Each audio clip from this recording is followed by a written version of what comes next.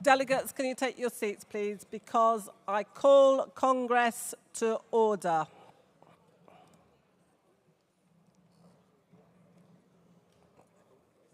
Thank you. And I will start by calling on Karen Dudley to move Standing Orders Committee report number 3, please, Karen.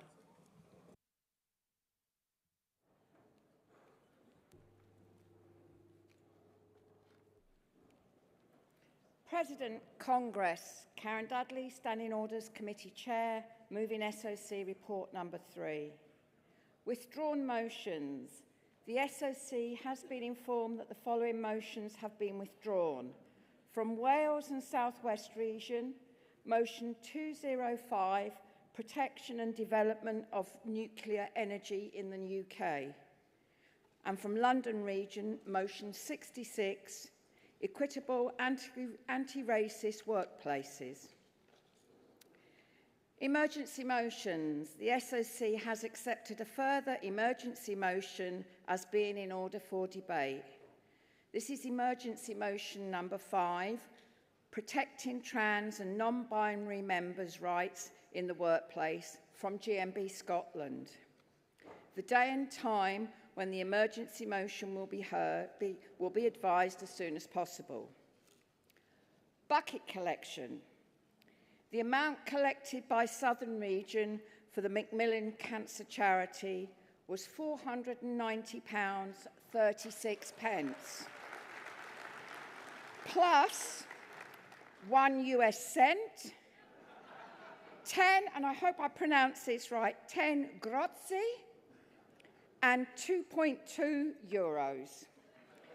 President Congress, I formally move adoption for SOC report number 3. Thank you, Karen. Does anybody want to speak in opposition to SOC report number 3? No, in that case, I'll put it to the vote. All those in favour, please show.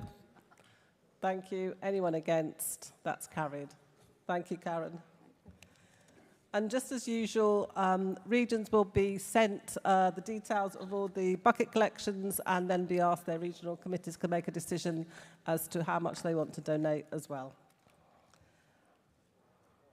Before we start Congress this afternoon's business, I'd like to show the regional videos from Wales and South West, GMB Scotland and Southern Region. Thank you.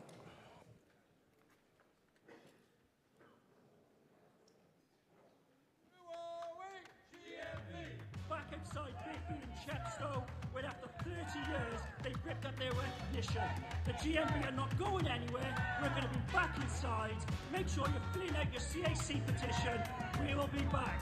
What do we want? Recognition. When do we want it? Now.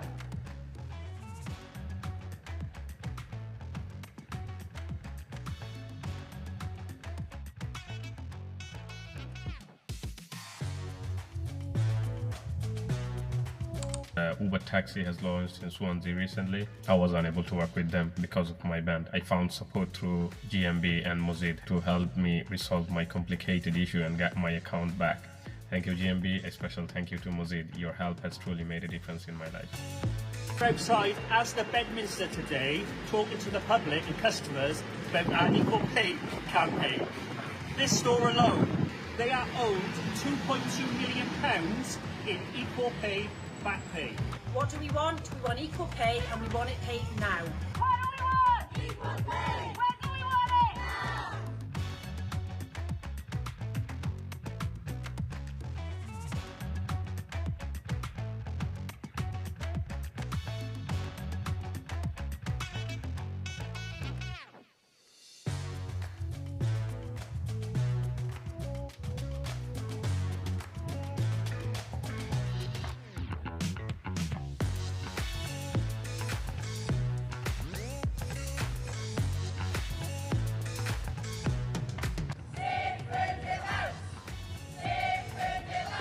Hello, I'm Lorraine.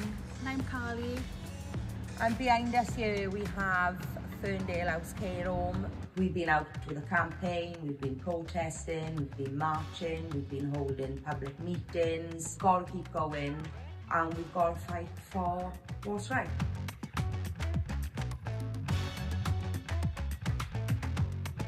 We're all in this together and we're all fighting for that same reason, is to save our residents' home. They've chosen Ferndale House to be their last home, and they're happy here, they settled. They class us as their family, don't they?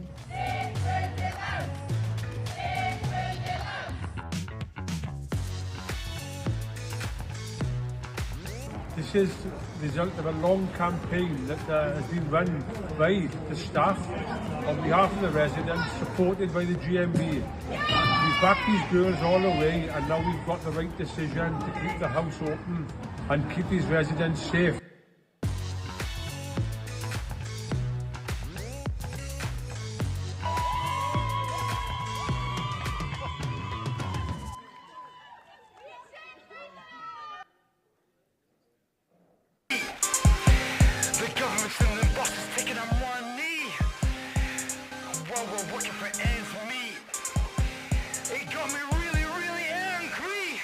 Working class struggles back. The working class, they're under attack.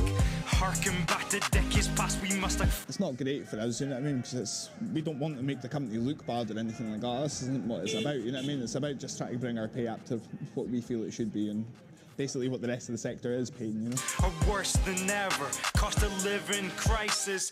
Better hold on to your jobs, they're priceless. Enough is enough. Our bills keep going up.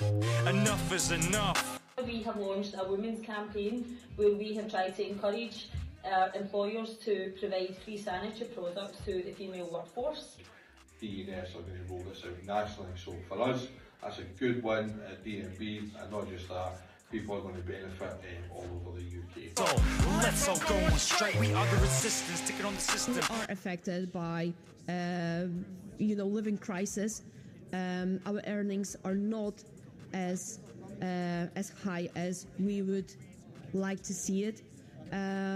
Most of us, 55% of our members highlighted, and that basically they have a lower income than in the past years. They should be paying us, what we're worth, the same as what our male counterparts are in the depots. Let's all go on strike and fight for a fairer pay rise, better terms and conditions, decreasing our cost of living. Oh, let's all go on strike. Team support 11! Team support 11! Team support 11! We managed to get 5 vehicles fully wrapped with Andy's Man Club on them, because it's a really, really important charity to us, and we want to show that we can support them in any way we can. Day and night, this is our time. We won't be denied.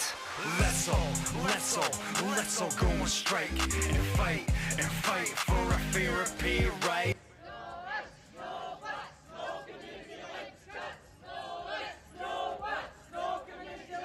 We're here today to fight for our jobs and fight for the West Stand community. There's actually been a voice for the patients of West Stand. And fight for a fairer pay rise, better terms and conditions, decreasing our cost of living. Oh, let's all go on strike.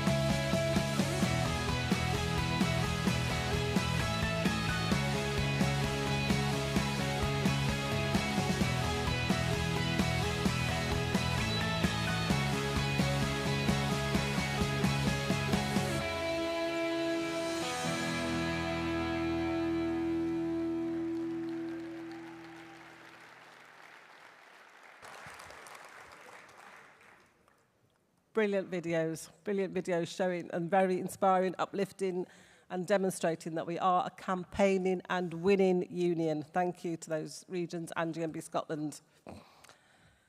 Congress, it gives me enormous pleasure to present this year's Eleanor Marks Award and to introduce you to this year's joint winners, Lorraine Evans and Carly Harris. And you just saw them on that video. We've got another video of them, so we'll play that as well before we ask them to come up on the stage. Thank you. A lot of people that live in residential or dementia care, they choose a home to reside in for the last years of their life. We like to make sure that everyone stays comfortable, make sure they feel loved and involved. For us, it's the family bond that we do have in Ferndale House is special. They're precious and their lives are precious. For some, we are their family. We are the only people that they see. Our local authority, Ron the Cunnan Taff, proposed that Ferndale House would be decommissioned prior to a new facility being built in the Ferndale area. We would risk being out of jobs. Our individuals would be out of a home because they were expected to move out of their own valley where they've lived for 70 plus years. Myself and Carly, we rallied around, we put our heads together and we genuinely thought, we have to fight for this home. We have to fight for what's right. It initially started with making a flyer to post in people's letterboxes in our community, and it just really blew up from there, didn't it? We had emails coming in, phone calls from all members of the Senedd. We just put our heads together, we fought with everything we had. I basically felt like I was living with Carly for 4 months. We put our family lives on hold. We just kept fighting and fighting. Our minds were constantly in overdrive, and I think we're just so grateful that we've had an amazing support system from our trade union GMB. Our local reps have been nothing but amazing with us, and our colleagues and the people residing at Ferndale House. When they said the Ferndale House will remain open, just looking up and seeing those residents' faces and the staff team's faces made every single thing that we done worth every second. Just to see that moment right there. But sorry. I know, it is emotional, isn't it? Looking back, it was all a bit of a blur, and I still don't understand how we actually done it, because we've never done anything like this before. And I'm just proud of us both, if I'm being honest with you, for how we put ourselves together every single day. And we're speechless. We really are speechless.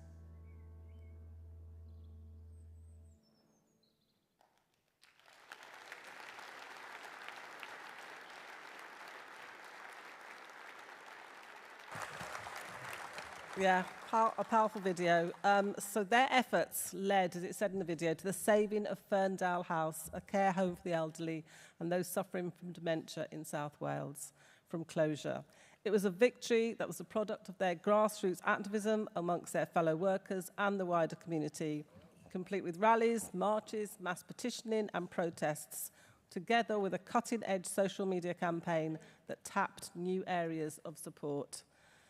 This combination of modern technologies and approaches with core trade union values is particularly fitting when we recall the contribution of Eleanor Marks during the early years of GMB's story, who blazed a bright path for women in our union through her visionary internationalism, socialist solidarity and activism.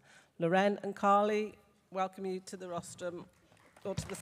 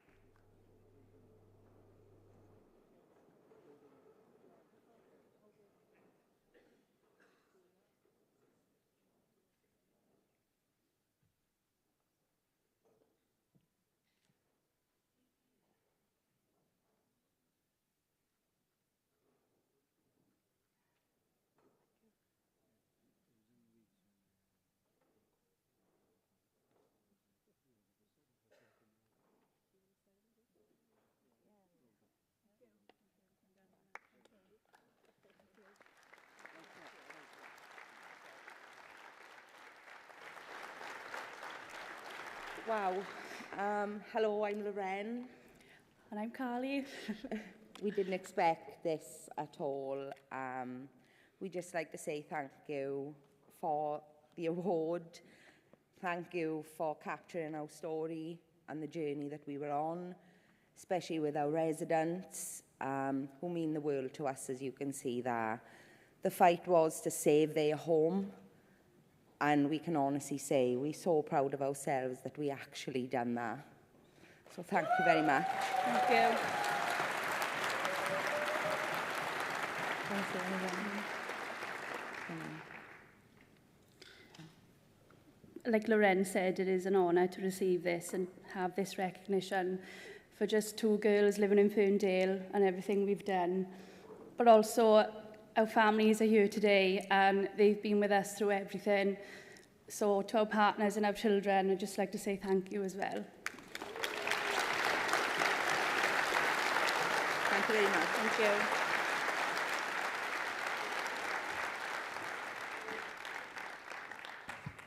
Well done again. Congress, we move on to our first group of motions for this afternoon. So could the speakers of motions 154, 155, 156, 157 and 158 come down to the front, please, and be ready to speak. And the mover of 154, as soon as they're ready, come up to the rostrum.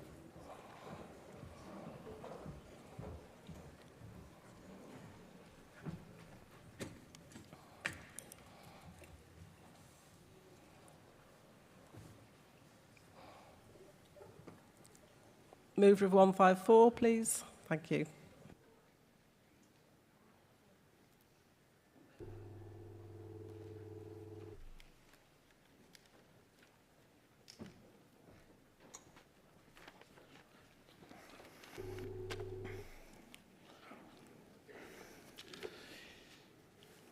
President, Congress, afternoon everyone. Proud member of the Midlands region over there, Nathan Keatley. Moving motion 154, right to fair process for site access removal. So, many years ago, before I knew about any of my rights, before I knew anything about the fight that you can have against employers.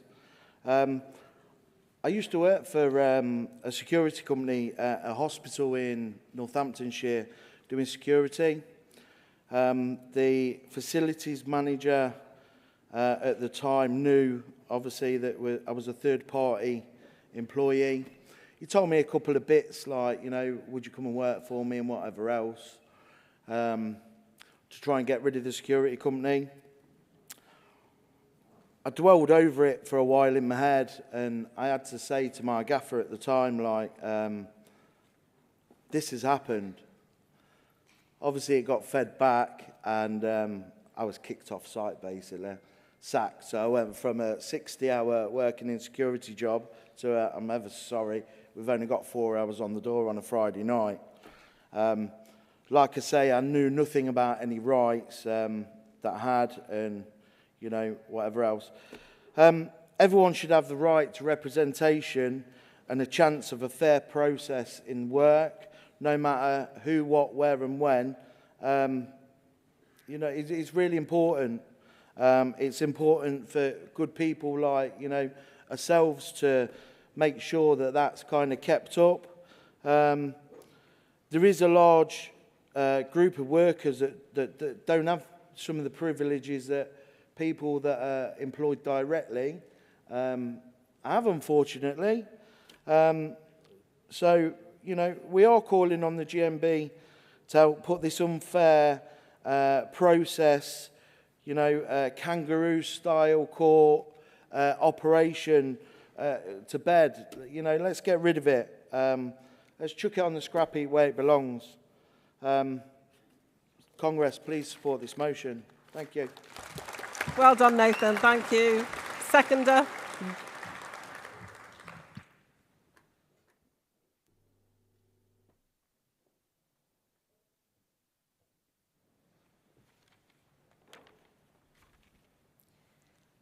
Need my glasses on this time. Karen Morell, Midlands Region, moving the right to fair process for site removal requests. President, Congress. Workplace organisers know the struggles of fighting for our members to have a fair hearing, and when it comes to misconduct processes, this is even more so when the employer is influenced by a client.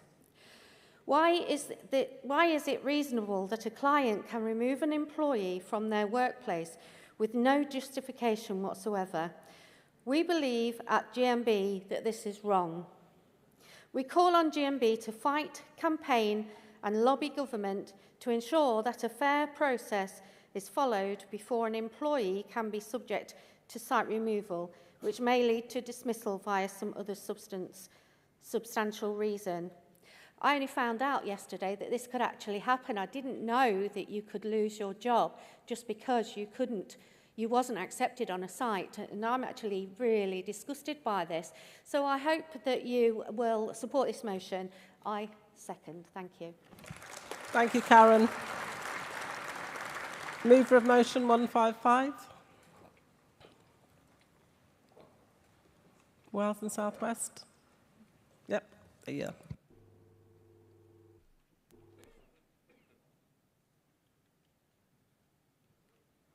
Hello, President, Congress. My name's Rob Kenwood. I'm a first-time delegate and a first-time speaker. So, as you can imagine, I'm pretty nervous, so I do apologise. But colleagues, I'm here to move motion 155. But let's be clear from the outset, the right to medicine is not a luxury. It's a fundamental necessity, a matter of life and death, and it must not be left to the mercy of markets, profit margins, or foreign supply chains. This Congress recognises the vital importance of UK pharmaceutical industry, not as a strategic sector, but as a lifeline, one that protects our families, our communities, and our NHS. And it is one built in the hands of expertise of our members, skilled, dedicated GMB workers, whose commitment to quality, safety, and care keeps this country going. But since Brexit, we've seen something deeply worrying, a growing crisis in medication supply. Shortages of essential drugs for epilepsy, diabetes, mental health, HRT, and even life-saving treatments for anaphylactic shock. People are being forced to go from pharmacy to pharmacy, crossing counties or turning to private prescriptions if they can afford it. This is not the Britain we were promised, and it's not the Britain for working people. We meet with manufacturers who tell us the same thing, that they are being priced out of production in the UK, squeezed by red tape, but tempted abroad by lower costs and weaker regulations in Europe and India. And let's be honest, Congress, this is not a threat to jobs, it's a threat to national health security. Outsourcing our pharmaceutical production means outsourcing our resilience. It leaves us vulnerable to future pandemics, global conflicts, and economic shocks. It means handing over our health to the global markets. We cannot allow that. This is why the GMB must lead to call to bring production home and invest in our UK pharmaceutical industry and protect the workers who make it all possible. Congress, we call on the GMB to lobby the government and any future one with a simple, firm message: to keep our manufacturing in Britain, secure our medication, supply chains, invest in our workforce. We guarantee that every patient in this country, rich or poor, can have access to medication when they need it. Let's remember, our NHS was founded on the principle that healthcare is a right, and let's not allow medication and access to it become a privilege. The union's always stood up for the industries that matter, and this industry, the pharmaceutical sector, is not only a pillar of our community, but also a pillar of our nation's health. So let's fight for it, let's protect it, let's invest in it. Support this motion, stand with our members, and secure a healthier future for all. Thank you, Congress. Well done, Rob. Seconder.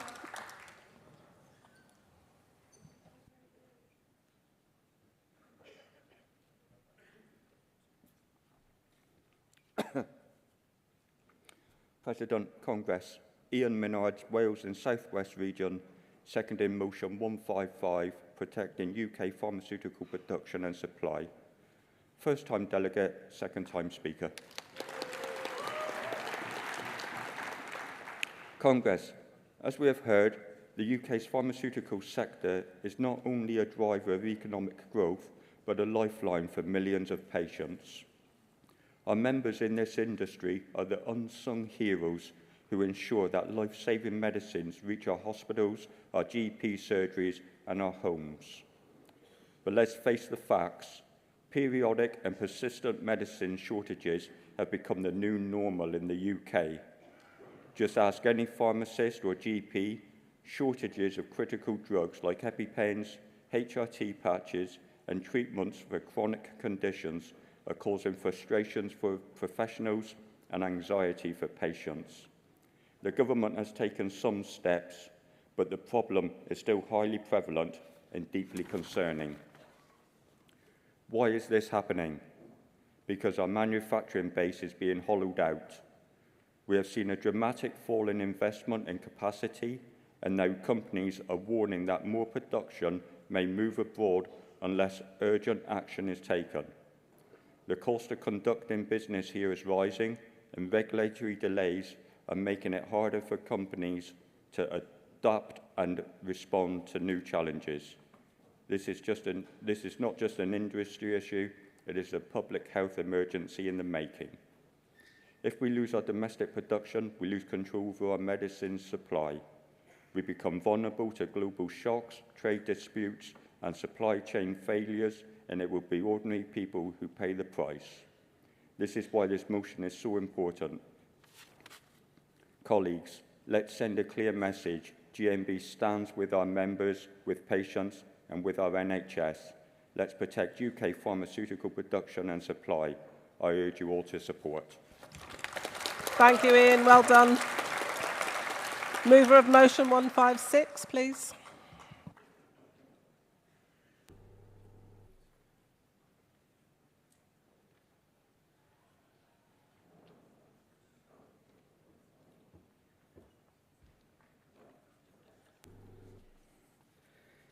Good afternoon, President, Congress, Roddy Mackenzie, GMB Scotland. Moving motion 156 of the Scottish whisky industry. Today, I want to talk to you about our iconic Scottish whisky industry. Whisky is more than just a drink, it's a bedrock of Scottish identity, a global success story, and a vital source of jobs and wages for thousands of GMB members. Make no mistake, this industry and the livelihoods it supports is under attack from multiple angles. Scottish members know the drill. We wrote to the UK government recently urging them to keep tariff-free trade for Scotch whisky around the world. We have seen this before, haven't we? Years ago, damaging US tariffs slashed sales and hit public finances hard. We cannot allow this to happen again. The US market alone is worth nearly £1 billion to us. Yet, with a 10% tariff still in place, trade is being restricted. Diageo, makers of Johnnie Walker, are set to lose a staggering £113 million this year. This is not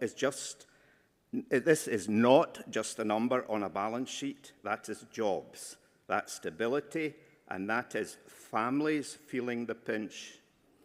We already have seen redundancies in companies like Clyde Bonding. We cannot be dragged into a trade war that suffocates our sales. Where tariffs are implemented, we absolutely must not accept them. We demand that all appropriate steps are taken to protect our industry, while aggressively seeking new opportunities for truly tariff-free trade globally. The industry is already being severely affected with minimum unit pricing, a 10% Tory hike on spirits in 2023, a struggling hospitality sector, and potential advertising restrictions looming. Our industry is facing a perfect storm.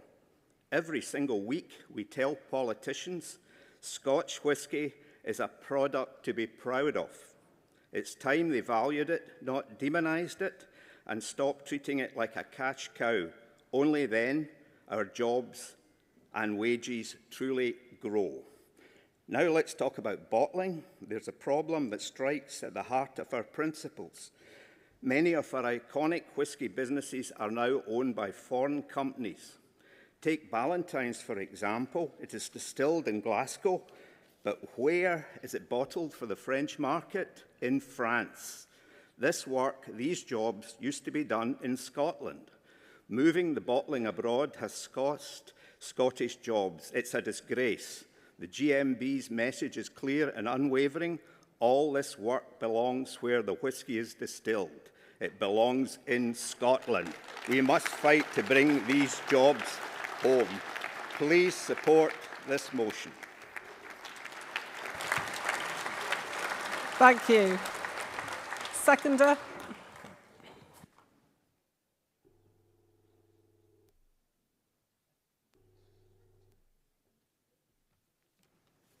Good afternoon, Congress President. Michael Davidson, Scotland Region, first-time delegate and first-time speaker. And I'm proud to be up here seconding motion 156. Congress, Scottish whisky is more than just a world-renowned spirit. It is the lifeblood of Highland and island economies. From the Highlands to the islands, over 140 distilleries bring jobs, pride and global recognition to small towns and villages. Scotch whisky generates billions of pounds in exports, making it one of the UK's top food and drink exports. A true economic success story for our times, and one that our members can be proud to have created through their hard work. But its value is not just economic, it's cultural. It's about preserving heritage, landscapes, and a way of life for workers and their families that cannot be replicated anywhere else. The Tories' 2023 tax hike of 10.1% had a debilitating effect on whisky distilling. Highland and island communities cannot just be a piggy bank for the Exchequer through tax or tariffs. The Scottish Government, as usual, talks big but has not delivered for whisky. We hear about Brand Scotland, but we do not see the support for the community that builds that brand. Congress, our movement knows better than anyone else what happens to community when their industries decline or disappear, poverty and alienation. We cannot allow that to happen to Scotch whisky. Our brewing and distilling members are proud of their work. Let's give them the tools to succeed. And I urge Congress to support this motion. Slán Java.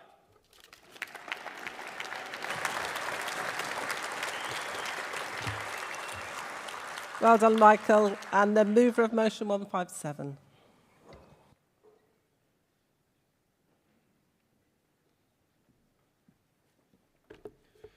President, Congress, Nathan Hennebury, GMB Scotland, moving this motion. How will this affect the temps? Can we get the bright workers on with us? If we are to get the temps on board, the company would get on their knees with an offer for us. As a rep, vice-convener and branch secretary in the whisky industry, these are just some of the words from my members when it comes to talking about organising alongside our agency workers. Solidarity, that's what our movement is founded on. The capitalist class, with their ownership of the means of production, doesn't just work to divide us in our communities, they work damn hard to do it in our workplaces as well. They pit agency workers against staff, core staff, and core staff against agency to keep us from fully and effectively fighting our bosses. Agency workers can spend the best part of a decade working across sites and be continuously shot down from full-time positions. They only progress as far as the whim of management, and that progression usually rubs against their own members through the lens of job encroachment. It is vital that we remember, Congress, Solidarity is what our movement is built on, which is why we need legislation that protects our members and agency workers, fostering a culture of solidarity wherever we organise. Failing to do so opens the door for the ruling class to foster their own culture in our workplaces, a culture of individualism, isolation and scabbery. I'd fight till I'm bloodied and broken-jawed for my members, and I extend that same offer to my agency workers as well. For a stronger force in brewing, whisky and spirits and everywhere else we organise, I move. Well done, Nathan. Thank you. Seconder.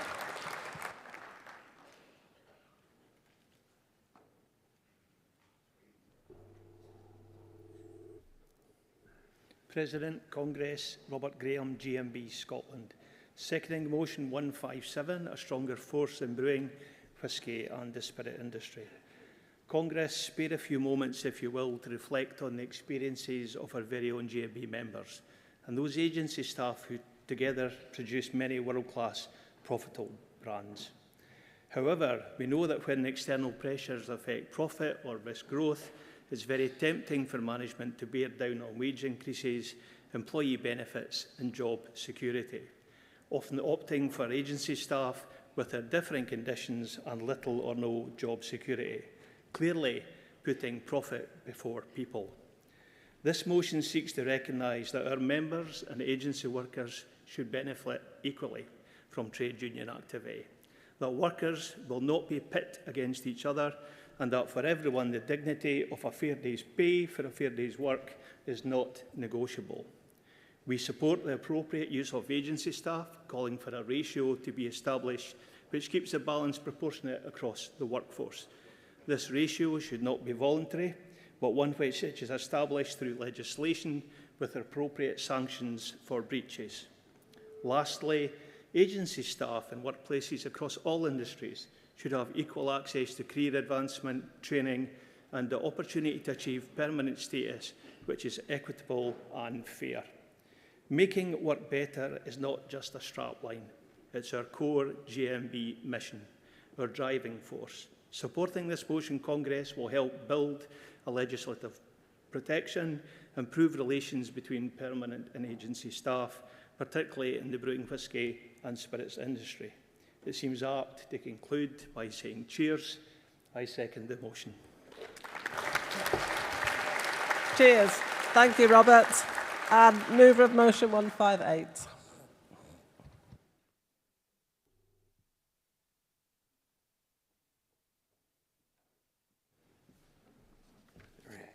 Hello. President, Congress, Ryan Williams, Wales and South West, moving motion 158. Congress, shipbuilding is not just a part of our history, it's a part of our future. For generations, our shipyards have been the beating heart of coastal communities, providing good, unionised jobs and building the vessels that have kept our nation safe and prosperous.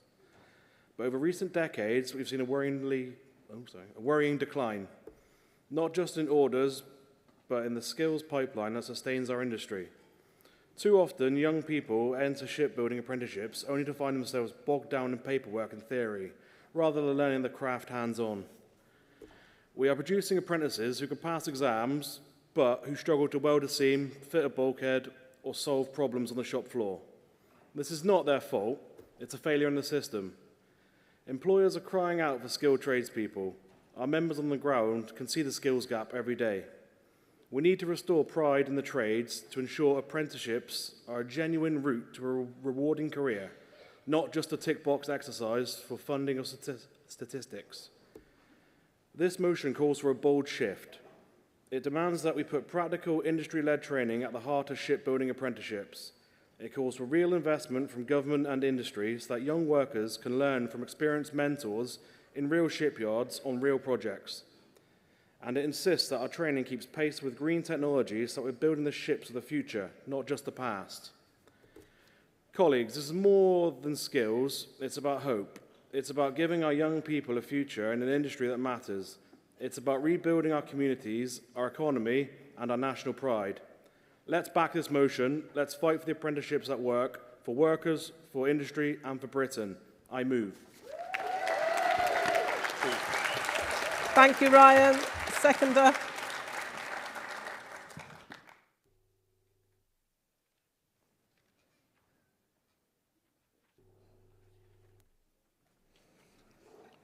President, Congress, Emma James, Wales and South West, seconded motion 158. This motion is not anti-educational. It is pro-skills, pro-opportunity and pro-work. It's about giving young people in our coastal and industrial communities a future to believe in. This is about more than just jobs. It's about national security, the economic growth, leading the world into a sustainable maritime technology.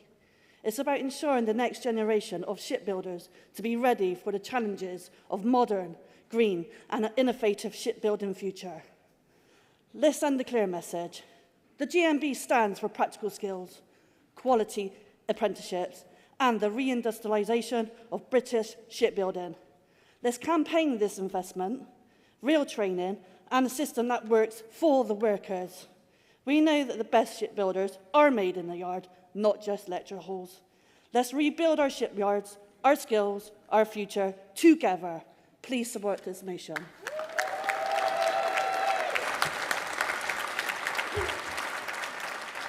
Well done, Emma. Does anybody want to speak in opposition? No? In that case, can I ask the CC Speaker, Lynette McGivern, to come and give the reply? And could I ask movers and seconders, Composite 9, motion 150 and 151 to come down the front as well, please?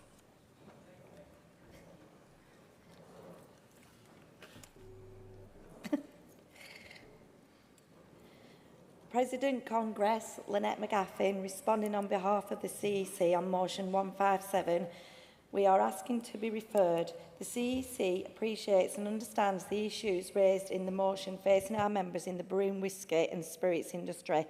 We are asking for the motion to be referred back to the CEC so that we can further understand how the motion calls will apply to the GMB industry positions more widely on contractors and agency staff in our other industries. Therefore, the CEC asks the GMB Scotland to agree to refer motion 157. Thank you. Thank you, Lynette. Thank you. OK, so the CEC supported motions 154, 156 and 158. Does Wales and South West accept the qualification? And does GMB Scotland agree to refer? Thank you. So I don't need to take a vote on motion 157. 154 and 156 and 158 are all being supported, so I'll take those as one group. All those in favour, please show. Thank you. Anyone against? They're all carried. And then all those in favour of motion 155, please show. Thank you. Anyone against? That's carried as well. Thank you. We now continue with motions under Industrial and Economic Policy, private section. So can I have the mover of Composite 9, which I think is Midlands, to the rostrum, please?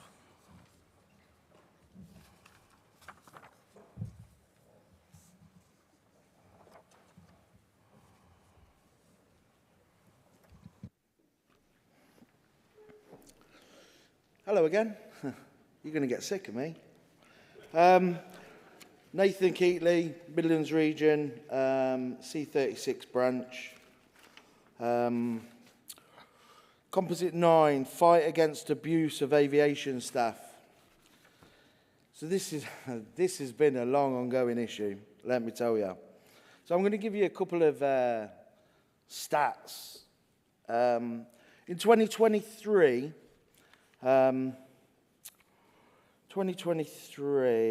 86.2 million UK residents visited countries abroad via an aeroplane. England and Wales,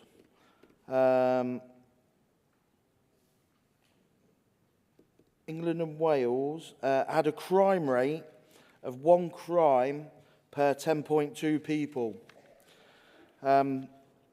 In 2023, bearing in mind 276 million passengers, pass through airports in the UK. So that's either travelling abroad, transiting, so on and so forth.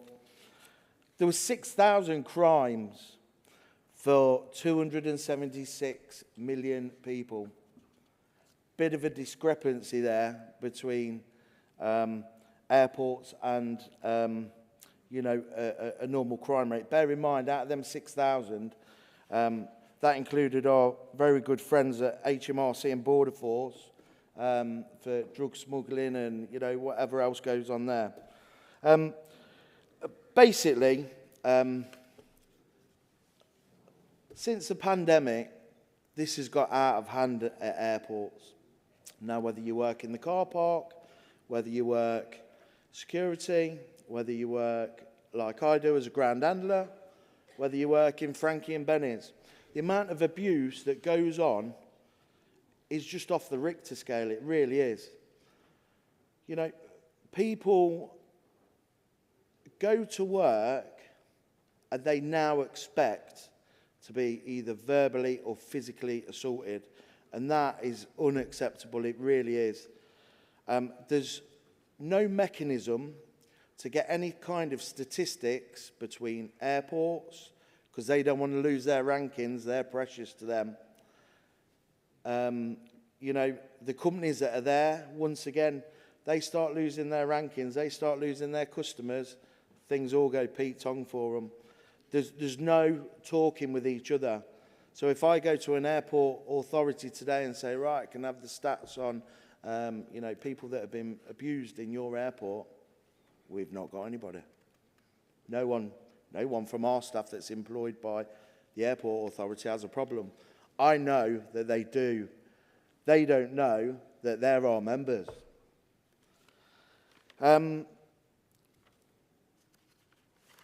People at the airport, it's become a bit of a thing, hasn't it? A national tradition now. The night before, you can't sleep. You probably have an hour or two. Taxi picks you up at 2 in the morning. First thing you do at 3 in the morning is have a beer. No doubt most people in here can, handle a pint or two. No issue there.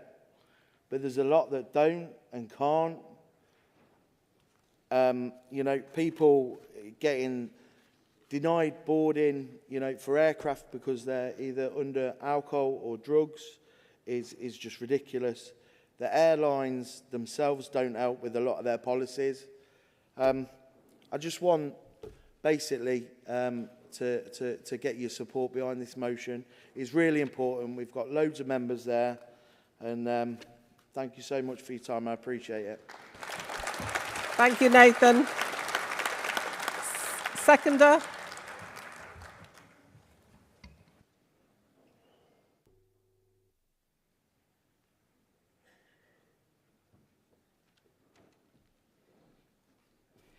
Good afternoon, Madam President and Congress. I'm Terry Clark, Stansted Branch, part of the proudly and massive London region. First time delegate, first time speaker. I'm seconding the composite motion C9 as a personal ground handler myself. The fight against abuse to aviation staff, we at Stansted Airport are in total support of the GMB national campaign to stop our members and frontline workers being abused by bad-tempered passengers on a daily basis. The aviation branch at Stansted have completed a little small survey where our members advised us that they were abused, ranging from verbal to threatening to physical violence. The study shows that 95% of the staff that came forward were either female or the LGBT+. And I'm sorry, I had to get that out because those numbers would have got me around the wrong way. Since the beginning of the campaign, the GMB organised a meeting for our Labour MPs at Westminster on the 26th of March, seeking support. Congress, this is an ongoing campaign where the GMB is seeking and we're asking to achieve an aviation charter to protect our members in the workplace. Congress, I urge you to please support. I second this motion.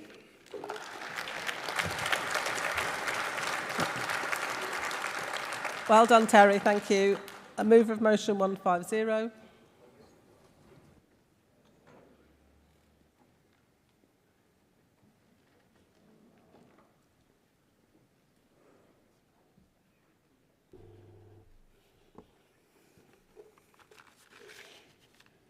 President Congress, Julia Long, Midlands Region, moving motion 150. Congress, this motion is about the bad practices within the hairdressing and barbers industry, an industry that is not regulated and allows rogue traders to openly operate throughout the UK. We should recognise that an industry that generates billions across the UK, employing over 35,000 people, that are unregulated, which leads to thousands of young apprentice workers being failed and abused by a race to the bottom with their terms and conditions, and also used as bogus self-employed. Congress, the GMB needs to work with and support the UK's biggest hairdressers foundation, NHBF, and our sponsored MPs to ensure the Hairdressers Registration Act 1964, which is supposed to provide a register of qualified hairdressers, is strengthened and no longer done on a voluntary basis. We also have to ensure that local councils are no longer able to deal with and allow shops to be set up in all our towns and on people's back gardens, unregulated. We have to be campaigning to make it a national mandatory registration, and qualifications should be fully confirmed before any licence is given. The industry faces many challenges, especially when it comes to qualification fraud. When you talk to many of the frontline staff, this comes out of one of their top concerns, and where they believe having a national agenda and legislation with national policies would definitely help to take away the mistrust from their industry. Congress, there is an opportunity for our union to work towards organising in this industry by not only supporting them, but recognising we cannot stand by any longer while thousands of workers are leaving and genuine salons are closing because the political will is not there to support the legislation changes that are so desperately needed to get their customers confidence and show that they are all professional tradespeople wanting to clean up their industry. The majority of you in this room do use their services, and please, when you do, talk to them, tell them that we're on their side, and ask them to join our fight and to join our union and help us to clean up this industry. Please support this motion. Thank you. Thank you, Julia. Seconder.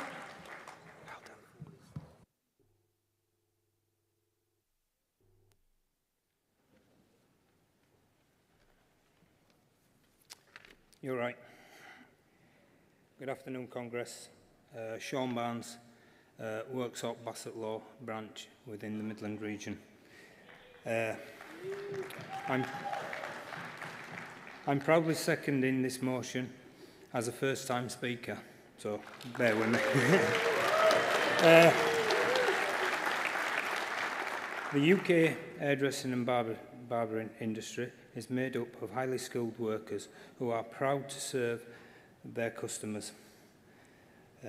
However, due to the unregulated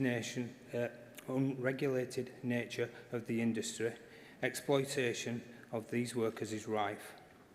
Phony self-employment agreements, unscrupulous zero-hour contracts means that many employees in the industry are taken advantage of. Our members are working hard in an ever-growing industry which is unfortunately becoming increasingly challenging to the workers. Due to the lack of the government regulation, nevertheless, our members are proud to organise within the GMB and are asking us to back them in their call for regulations and better protection and employment rights. This is the reason why that I am standing here now to support them. All we ask is you guys here now today is to support us as well. Thank you. Well done, Sean. Mover of motion 151.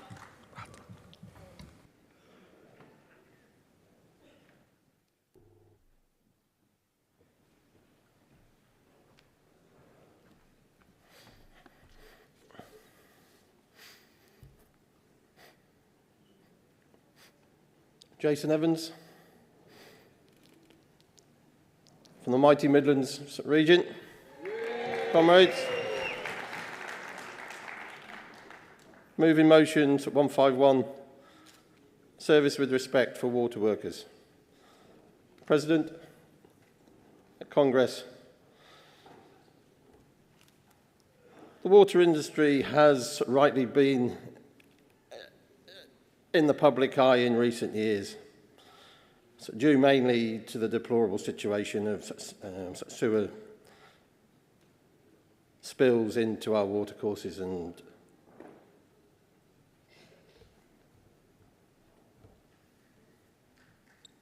our coastlines. Thank you. However, we have many thousands of members and workers on the front lines, customer facing, answering customer calls, night and day. These people are often a target for this public anger. Face-to-face workers, their high-vis outerwear will have water on the back, and it is literally a target on your back. So we face the backlash. There has been an increase in violence and abuse toward our water workers. It started with the key worker backlash after COVID, and has only been made worse with the exposés into what's been going on in the industry over a good number of years that has been exposed recently. But however, the attacks on our workers cannot be tolerated. It isn't our frontline workers who have made the decisions to underinvest and to manipulate industry reporting for many years who are responsible. So those people tend to reside in ivory towers far away from public gaze and accountability. So this motion calls for a campaign for service with respect for water workers to ensure that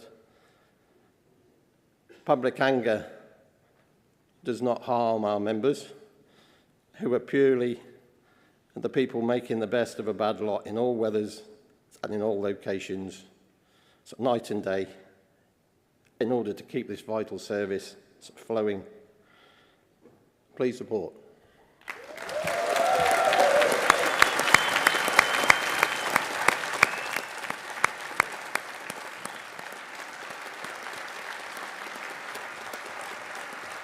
Thank you, Jason.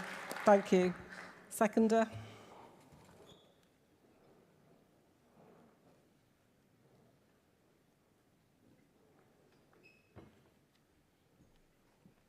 Hello. Hello. Chris Roach, the great and wonderful big Midlands region. You know it. Seconding motion 151, President Congress. Having worked in the water industry for over 30 years, I have unfortunately witnessed suffered abuse and violence at work from customers and the public.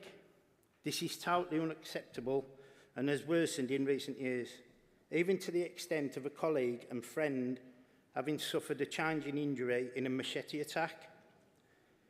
He was simply repairing a pipe in the street, just keeping the water flowing in Wolverhampton. We need to care and respect in providing our vital services for this business, day and night. Thank you. Thank you, Chris. Thank you. That was nice, short and sweet. Thank you. Any opposition to those motions? No? Then can I ask Dave Clements from the CEC to give the reply, please?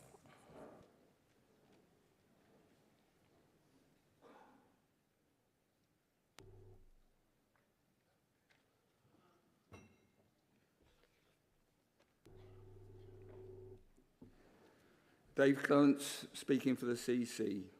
President, Congress. Motion 152 has been withdrawn, so this is going to be the shortest CE speech ever. The CEC is supporting motion 150 with a qualification. The CEC very much agrees that hairdressing and barbering is a skilled job that should be a long-standing career for those who join the industry. Our qualification is that we do not have any significant members in the industry and therefore will be unable to affect the industry in the way that the motion requests. However, should our membership grow, we will look to seek improvements, and we will be guided by this motion going forward. The CEC are asking for motion 150 to be supported with a qualification as I've set out. Cheers. Thank you. Thanks, Dave. Does Midlands accept the qualification? Thank you. So I'll put Composite 9 to the vote, which the CEC are supporting. All those in favour, please show. Thank you. Anyone against? That's carried. Motion 150. All those in favour, please show. Thank you. Anyone against? That's carried. And motion 151. All those in favour, please show. Thank you. Anyone against? That's also carried. Thank you. Congress, it gives me great pleasure to welcome our guest speaker for this afternoon, who I'm proud to say is also a GMB member and activist. Dr. Victoria MacLeod is a former judge in the High Court. She's the UK's first and probably the world's first openly trans judge, having come out in the 1990s when she was a barrister. However, last year, Victoria was forced to leave her job after receiving abuse for being transgender. She was also refused permission to argue for trans people's rights in the recent disastrous case brought to the Supreme Court with no reasons given by the judges. Victoria is a founding member of the GMB Judges Branch and fought the case of MacLeod versus Ministry of Justice. Her work brought down the coalition government's plans to cut public sector pensions for most areas of the sector, resulting in the gradual return of billions of pounds in pensions to working people.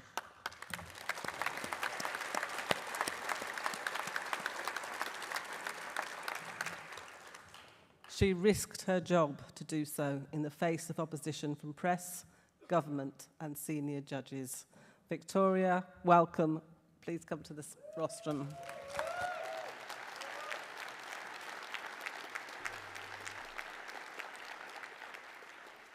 President, Congress, I'm a first-time speaker here, and I have to say how happy I am to see you. And I have to say, when I founded the Judges Branch, I never thought I would end up speaking to you, all my friends here, and it really is a great honour. And thank you for the round of applause over the MacLeod case, which I think is probably the thing I'm most proud of in my life, returning those pensions in that way. You know what I'm here to talk about. I'm here to talk about the case that's been correctly described as the disastrous case of 4 Women Scotland, which is the case that has essentially erased sex equality rights for trans people, and in the process has redefined the meaning of the word lesbian and the meaning of the word woman, and has created a situation where, frankly, now many of us don't actually know what sex we're supposed to be for any given purpose, because what they did was change the meaning of woman, but only for some purposes. So it's extremely difficult to know where one stands now. I'm just going to highlight some of the very serious concerns and impacts that are affecting people now. And these impacts are not just affecting trans people, they are affecting and placing at risk all women, especially lesbians, but all women. And I hope to make that clear in just the five minutes or so that I've got. Firstly, Part of this judgment refers to appearance. Apparently, I'm supposed to use the men's loos, but I can be excluded from the men's loos if I look too female.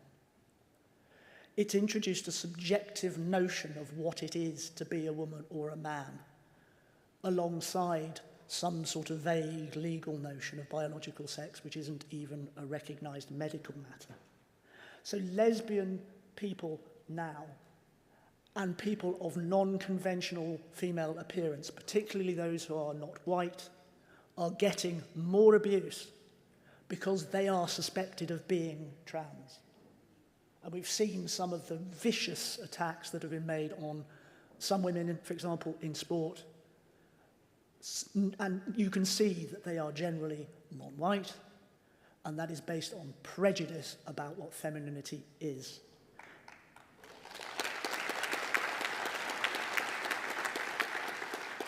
Workplaces are in confusion. People don't know what loo to use. Employers don't know what to do. We're getting situations, as I said, where people like me are being told to use the men's loos, or colleagues, and this is one of the things that makes me the most angry as someone whose parents were disabled later in life. We're being told, go and occupy the disabled people's spaces, keep them waiting, because we have to use the disabled people's loos now ourselves. And colleagues, that isn't fair or right. Mums and dads with kids. You have a mother, a father, let's say, just classic family. Let's say the father happens to be a trans man. They've now been redefined as lesbian. Nobody asked, let's say, the wife in that relationship, who's never regarded herself as lesbian, but now she is, according to this judgment, against her will. Those voices were not heard in the Supreme Court any more than mine was, and any more than the voices of any trans people were at any stage in that case from start to finish. There's abuse and threat across the UK, not just to trans people, but to anyone who is now deemed less than perfectly female, more so than ever before. I've started the Trans Exile Network, which is growing rapidly, and it consists of people who are helping themselves to get out of the country. I have already left the country. I emigrated to Ireland last year after the story that you've heard, but more and more people from the trans, intersex and non-binary communities are now leaving. In many instances, those are people who are very highly achieving specialists, engineers, nuclear safety people, medics, accountants, computer programmers. Those people, in many instances, have never been out at work. Nobody even knows they're trans, but they are now going to be outed on an enormous scale, and in some instances are fearing that they're going to be forced, for example, to go and use the wrong facilities at work. It will lead to an epidemic of discrimination and an epidemic of harmed mental health, and that's partly why people are leaving. Recently, the Tories proposed a register of trans people. Why? Well, so that they can enforce these new rules. But colleagues, it's deeply disappointing that our current government is pursuing identity cards which will function in the same way inevitably. That is, frankly, sinister. And of all people, colleagues, we have Wes Streeting in the NHS, who is actively pursuing the creation of segregation and isolation wards for trans people so as to protect others from us. We pose no risk, rather others often pose a risk to us. But worst of all, colleagues, worst of all, what we have now, and this is official, across the country, the police have introduced rules that if a woman who is believed to be trans is to be strip searched, it must be done by a man. We must never forget Sarah Everard. This is a recipe for sexual assault either by police or anyone posing as police on the pretext that the person they were strip searching was, they thought, trans. That is probably the most disgusting development I think I've had in my lifetime in the law since Section 28. So, colleagues, to wrap it up, please take every opportunity you can to show solidarity with your trans, non-binary and intersex colleagues, and all women at this time, please. Please be clear to everyone that this is happening in our country now, but as workers and as human beings, not in our name. Thank you.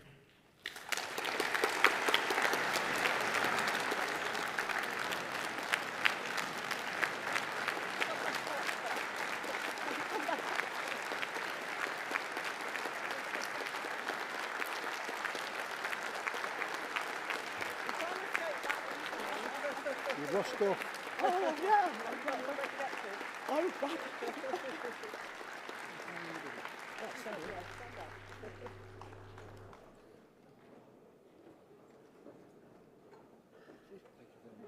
It's a pleasure.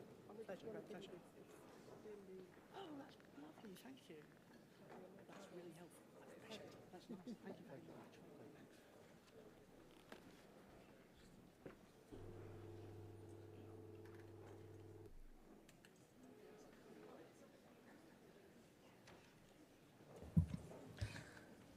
We've had some powerful speakers today, both in very different ways. But Victoria, thank you so much for being here. And GMB will always show solidarity to trans, binary and non-binary, allyship. Thank you.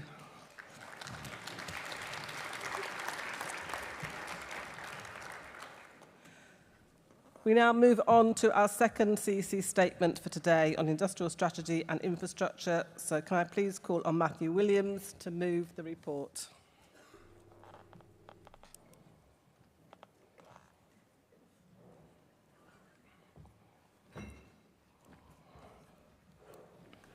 I knew you'd have that. Afternoon, everyone. Congress, CEC Special Report, Industrial Strategy and Infrastructure. Moving speech, President, Congress, comrades, friends. Matthew Williams, moving the CEC Statement on Industrial Strategy and Infrastructure.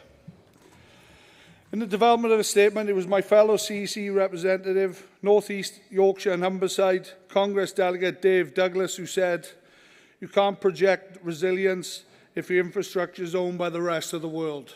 Well said. Congress, not for the first time, not for the last, it is GMB members who are diagnosed with problems facing our country, doing the serious thinking and the hard work that underpins advances our economy. And just like the good trade union should, we call out the problems. We also offer practical proposals to fix them. This is exactly what the statement does. The report recognises at the same time the significant change and challenges, and that a proper industrial strategy for Britain must be foundation of our energy, security, manufacturing, ambitions, and with the prospect of our economic growth and climate obligations. We know this won't be easy. The decline of the British industry has been a chronic process over generations, exacerbated by the further 14 years of ruinous Tory rule. The Labour government has been set up to fail by Cameron, May, Johnson, Truss and Sunak administrations, inheriting a shredded industrial base, a ravaged economy, a deep and precocious social inequality. But rest assured, Labour will find GMB honest friend, and they will engage properly with us and with our members and set about forging a plan of prosperity based around manufacturing and investment that rebalances the powers to society. Congress, rather than simply make demands for a future utopia, the report also sets out how GMB members are campaigning and organising in order to confront profound challenges to bring out the positive economic, industrial and social changes across our nations and regions. We will work with our politicians. We won't wait on them. Workers power the future, isn't just a headline, it's the bringing of life and living and breathing grassroots campaigns up and down this country. From our reps in the Midlands driving the manufacturing agenda to the gas and foundation industry reps in the North East, Yorkshire and Humberside, holding the government to account on their policies. GMB recognises the demands of the real world and challenges present. We don't run and hide from reality, but indulging in empty rhetoric and transitional demands. We campaign and organise, get in front of the challenge, and influence the decision-making and the policy to affect our livelihoods. That's what we do best. The UK cannot go it alone in the world. A race to the bottom through isolation and populism, a poor prescription for any nation's future. However, a resilient country is one that takes a greater responsibility and offers generally transformative opportunities for workers and communities across the United Kingdom. To this end, we need to rebuild our manufacturing and skills bases to help deliver our security needs. Maximise homegrown energy to keep the lights on, homes warm and industry powered. Take ownership of the core materials and utilities we need in the first case: steel, water, transport. And on all of this underpinned by the greater certainty and stability that a proper industrial strategy of Britain can provide. With the voices and participation of GMB members at the very heart of the development and delivery, providing good, secure, rewarding, unionised jobs for all our people. Congress, I move.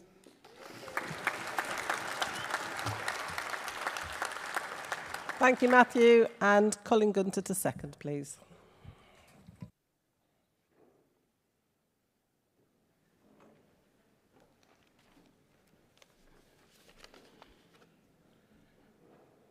President, Congress, comrades and friends. Colin Gunter seconding the CEC statement on the industrial strategy and infrastructure. Congress, the statement provides both a campaigning and policy foundation for our members to build this distinctly GMB Union approach to industrial strategy. It is honest in its analysis on defence spending and security, on domestic energy demand and climate, on the rise of artificial intelligence, AI, but it's hugely inspirational and aspirational. At a time when the debates on emotive issues like climate security and prosperity are becoming increasingly polarised and exploited by ideologists and populists alike, it is pragmatic and unifying antidote. Fundamentally, its proposals are rooted in the real world and those issues that directly affect our members. It will resonate with working people in working class communities up and down the country as we call for taking greater responsibility for our emissions by maximising homegrown energy production while not wavering on our climate targets. Rebuilding the decimated manufacturing skill bases to insource more contracts and job support in defence renewal and renewable growth within a framework of central planning. Putting trade union values at the heart of industrial policy and achieving meaningful cooperation with industry on issues of mutual support and benefit. Central to this is the state's commitment to funding industrial research and development, ensuring that the broadest shoulders to carry the biggest responsibility through progressive taxation while creating industrial stability in order to invest those growing tax revenues in good union jobs. Congress, we reject a future where Britain's export responsibilities and import virtue for raw materials, energy and emissions. We need to fix the foundations of the country while transitioning to net zero. When we talk about responsibility, resilience and redistribution, this is what we mean. We need to do more than the heavy lifting ourselves on energy, manufacturing, security and climate, and we need an industrial strategy that supports this. The statement sets out how this can be achieved for the good and Commonwealth for all of us. I support this motion. Thank you. Thank you, Colin. Can I have the first delegate from Wales and South West, please, to respond?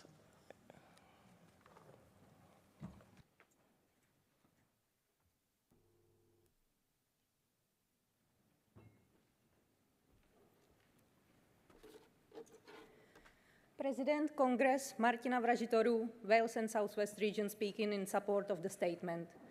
Congress, I speak in full support of the CEC statement on industrial strategy and infrastructure because its message is not just timely, it is urgent. And it is personal to every community we serve. Let's be clear, the world has changed. Our members feel it every day, from Port Talbot to Plymouth, from Barry Island to Bristol. We know what it means to weather economic storms. We have seen our industries hollowed out, our public services battered by austerity, and our communities left behind by decades of failed policies. The CEC statement recognizes what we have all been shouting for years. Business as usual is over. The old ways of selling our assets, of leaving our energy security in the hands of foreign interests, of letting private equity drain the life from our public goods, those days must end. We need a real homegrown industrial strategy, one that puts workers' voices at its heart. We need one that builds resilience not just for the economy, but for every family in every town and village across our regions. In our region, we know the value of energy, of manufacturing, of skilled work.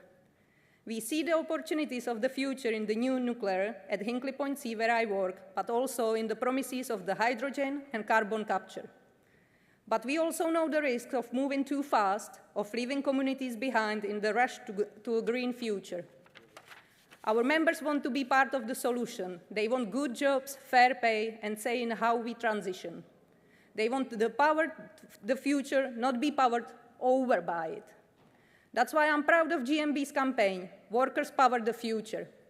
It's about bringing together our reps, our members, our communities to demand a seat at the table, to insist that the gains of industrial renewal are shared, that apprenticeships and skills are real and meaningful, not just empty promises, that our young people see a future in steel, in shipbuilding, in engineering, and that those jobs are secure, unionized, and well paid.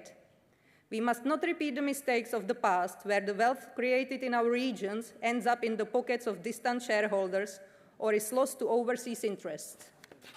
We need investment in our infrastructure, in our grid, in our railways and roads, in our ports and our people. We need a government that understands that energy security is national security, and that means supporting domestic production, supporting new nuclear, and making sure our transition is just fair and led by those who do the work. And let's be clear, this is not about turning our backs on the world. Wales and the Southwest are proud, outward-looking places, but we cannot be left dependent on imports from the basic of life: energy, raw materials, skills. We must take responsibility for what we can do here for the sake of our jobs, our prosperity, and our security. Congress, the CEC statement is a call to action. It is a blueprint for hope. It is a promise that if we organize, if we campaign, if we put our members at the center, we can rebuild our industries, restore our communities, and renew our union. Let's power the future together. Thank you. Thank you, Martina. Southern Region.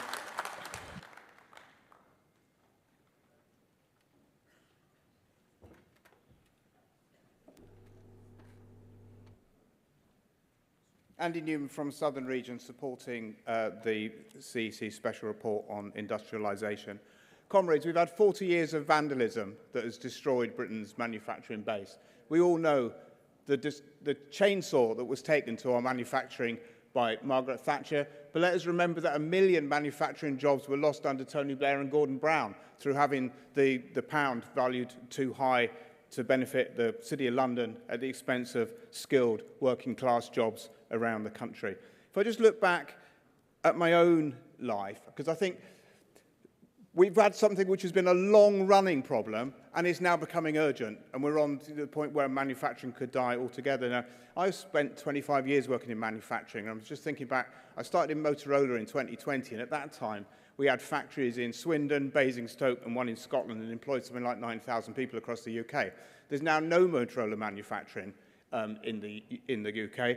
And what happened? Those jobs went overseas to Poland, and it's always made me laugh when people say about, you know, leave the EU, lose your jobs. We lost our jobs because we were in the EU, and our jobs went over there. But all of those jobs could have been kept in the UK because it was critical infrastructure, and a progressive and patriotic government would have defended our critical national infrastructure manufacturing in this country. We look at the failings of the politicians at Honda and Cooper Tyres in our neck of the woods, where local politicians, both Labour and Conservative, blocked absolutely necessary and proportionate planning requests from the factories to expand, and because they couldn't expand, Honda closed altogether and Cooper Tyres moved to Serbia. There are 11 factories in my branch now, and I'd like to give a shout out to John Watts from Lion Seafood here as a delegate, and Adrian Kesby from Gainsborough Beds, who's up in the visitors. Because our manufacturing members come to our branch meeting every month, and they tell a terrible story of people being on short time, there being no orders. And why? Because energy costs are ridiculous. We've got the highest energy costs in the developing world, and it is killing us. Our products are too expensive because the energy is too expensive for us to be cost effective. Now, you'd think this would be an absolutely urgent matter for politicians, but a couple of years ago, I went to the Labour Party South West Conference, and I was astounded to hear delegates openly saying we need to close all of British manufacturing for the environment. And then this is like the old middle-class oddballs who knit mung beans, but the careerist politicians are thinking, oh yeah, we're going to appease them because we can't lose votes to the Greens in Exeter and Bristol. So those jobs are being jeopardised. I'll make one, that's what I needed to say, apart from I really think Keir Starmer should sack Ed Miliband and get with a proper energy policy. But I just wanted to say another point, because also, in the union world, we don't talk about this very much, but what's very good in the report is it talks about the recruitment crisis in our armed forces. And of course, part of the recruitment crisis is that's been handled by private sector companies. But in the olden days, and when, I've seen this a lot, there's a pipeline. Andy, you are going to have to wind up, One please. second. One Of second. apprenticeships from the REME, Signals, RAF and Navy into manufacturing jobs. And that's why people go into the services to get their apprenticeships. If there's no manufacturing jobs, there's no incentive to go and get those apprenticeships into services. Thank you very much. We support the report. Thank you, Andy. GMB Scotland.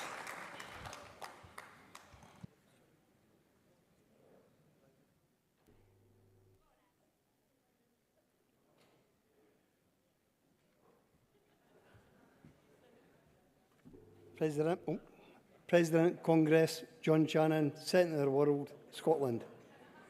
Speaking in support of the statement on the industrial strategy and infrastructure, I'm just going to ask to say that I started off my working career as a coal miner, and as I said, that was many, many years ago. And to my colleagues in Yorkshire, you're going to have the support from me and then Justice Orgreave in the week's time. That's enough for that one.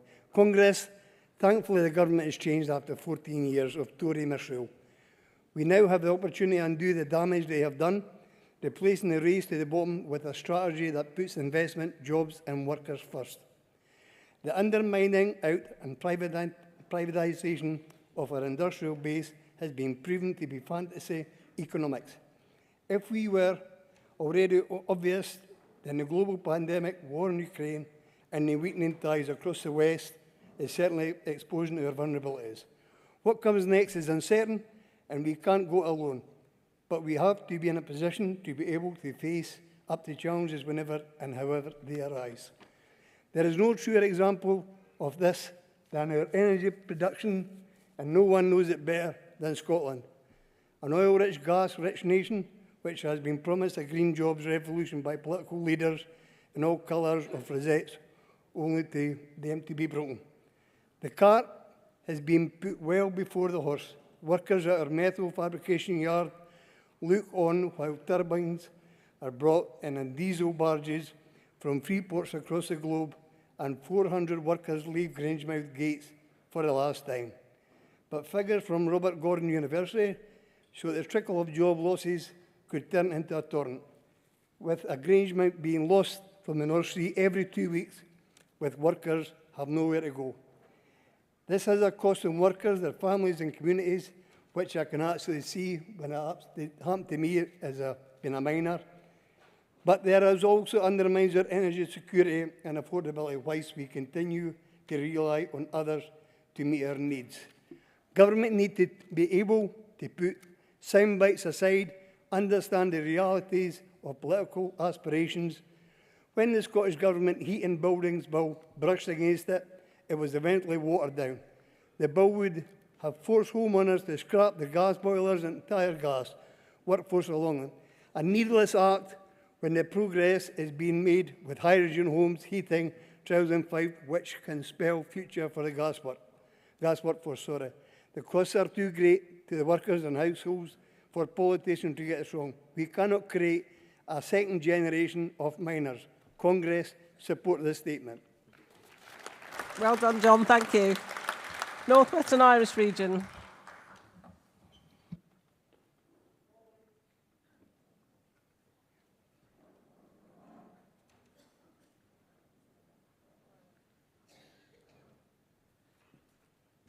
President Congress, Chris Boff, North Western Irish region, and first-time Congress Speaker. In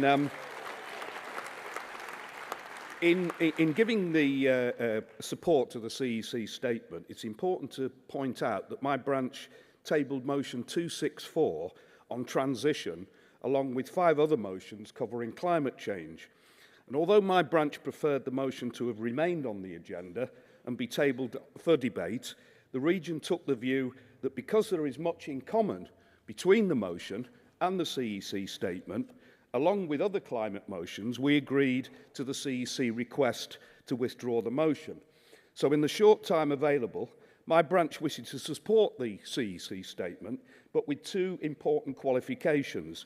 First, the CEC statement does not include the specific proposal in motion 264 to consult branches and young members on setting up a network of GMB reps interested in the issue of climate change, and I hope the CEC is prepared to seriously consider that. Secondly, the CEC statement connects many important economic issues worthy of separate debate and discussion in the GMB. It supports the GMB policy on public ownership, but it is essentially silent on the prospect of job creation in the new green sustainable industries. Neither is it climate fundamentalism to say to the British government, you are obliged to uphold and not break our international climate commitments. And neither should we place our trust in the UK or global energy market to take the decisive and urgent action that we need for a genuine just transition. So, Congress, with those important qualifications, I ask you to support the statement. Well done, Chris. Thank you. North East Yorkshire and Humber.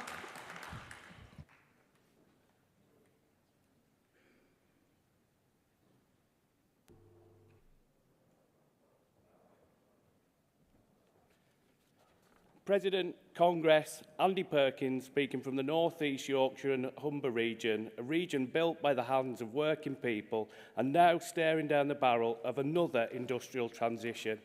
We welcome the CEC statement. It recognised what too many governments haven't, that neoliberalism has failed us, that globalisation as we knew it is over, and that if we want resilience, we must take back responsibility for the industries that make life possible, from energy to steel to public utilities. But here's the truth from our patch. We've heard the talk before. What matters now is delivery. That must be worker-led, regionally rooted and urgently resourced.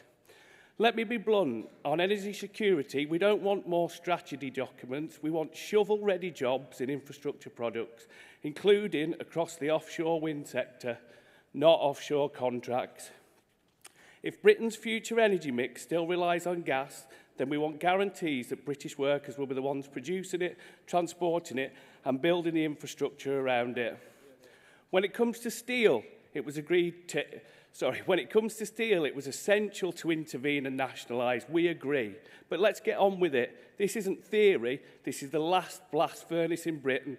Lose that and we lose the base of our industrial strategy.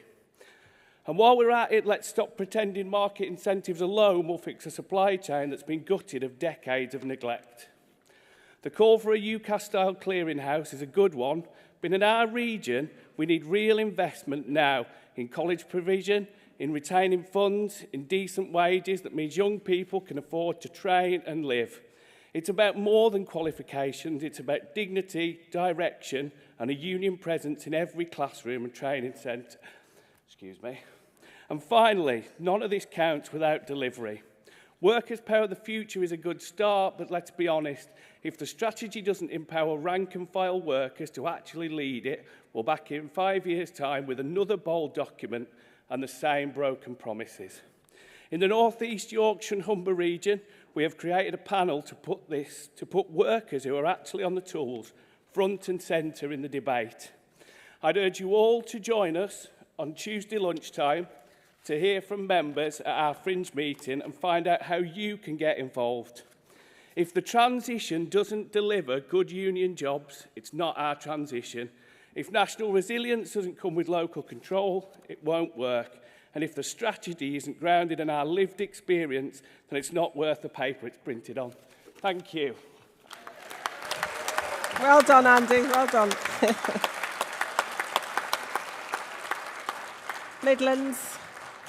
Midlands region. Can the movers and seconders of motion 206, 209, 210, 211 and 215 come down the front as well, please, ready for the next session? You're wondering what I've got on that is? Yeah, where's my T-shirt? Yeah, well, wait and see. Wait and see. Good evening, or today. Right, Midlands, mile short, Midlands area. 2 years ago, I stood on this very platform and begged every one of you to support the steelworks, for it not to shut.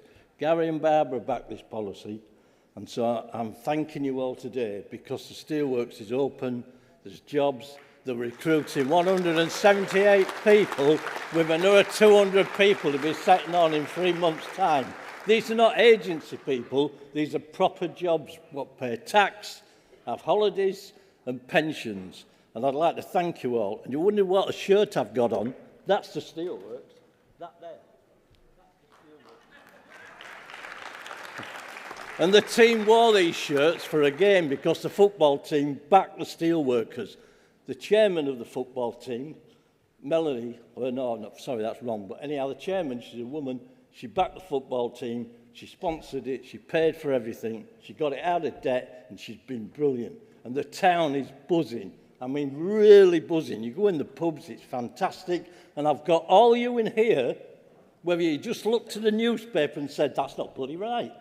I've got all you in here, and these people here as well, they deserve a big pat on the back for this, because it saved 3,000 jobs, plus at least another 5,000 people in the area. And that's what you've got to be thankful for. Thank you very much, Congress.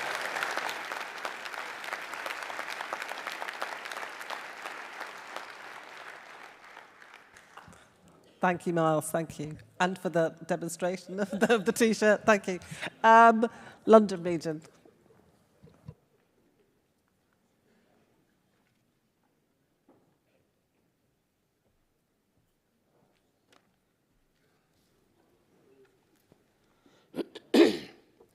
Good afternoon. Cliff Roney, London Region, speaking in support of the statement on the industrial strategy and infrastructure.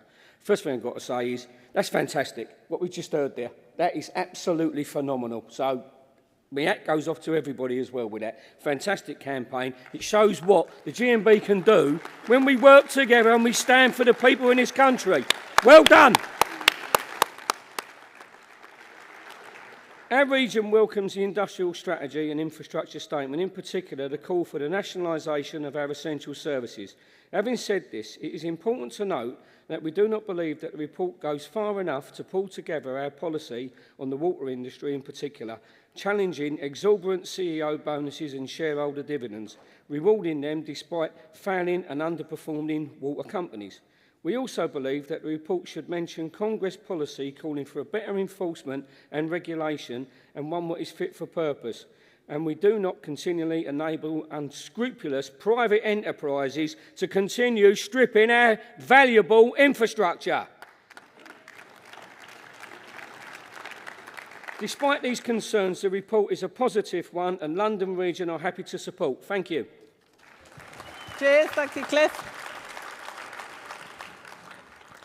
I think as one of the delegates said, that all the motions related to this statement have been withdrawn, so I'll put the statement to Congress. All those in favour of the CEC Special Report on Industrial Strategy and Infrastructure, please show. Thank you. Anyone against? That's carried unanimously. Thank you. That takes us on to, we'll continue with motions under Industrial and Economic Policy, Infrastructure. So can I have the mover of motion 206, please?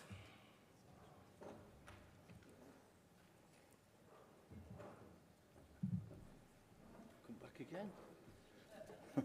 Miles Short, Midland Region, supporting this motion 206. I call upon the government to support nuclear and other energies because we need this in the country. It also provides good jobs, training for young people, and it is a good industry to work in. It's a safe industry, so thank you very much.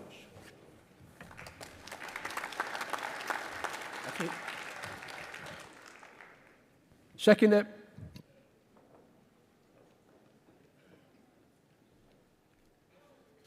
Ian Priest from the sunny Midlands.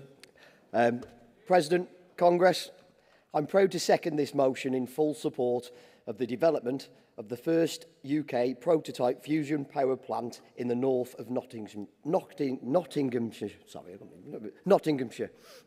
the STEP project.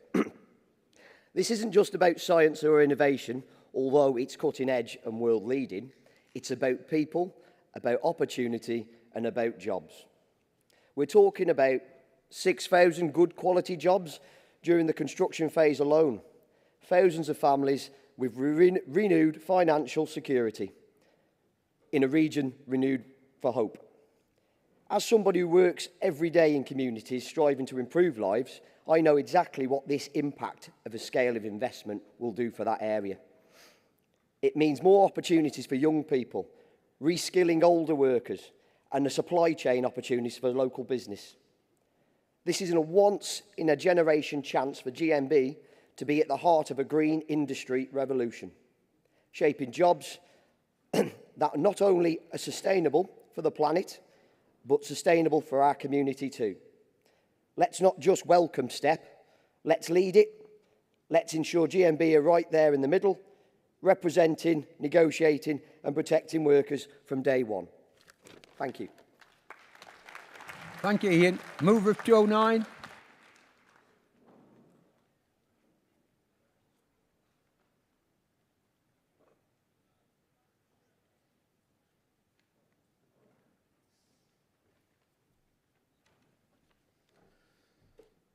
President, Congress, Rob Brown from the marvellous Midlands region.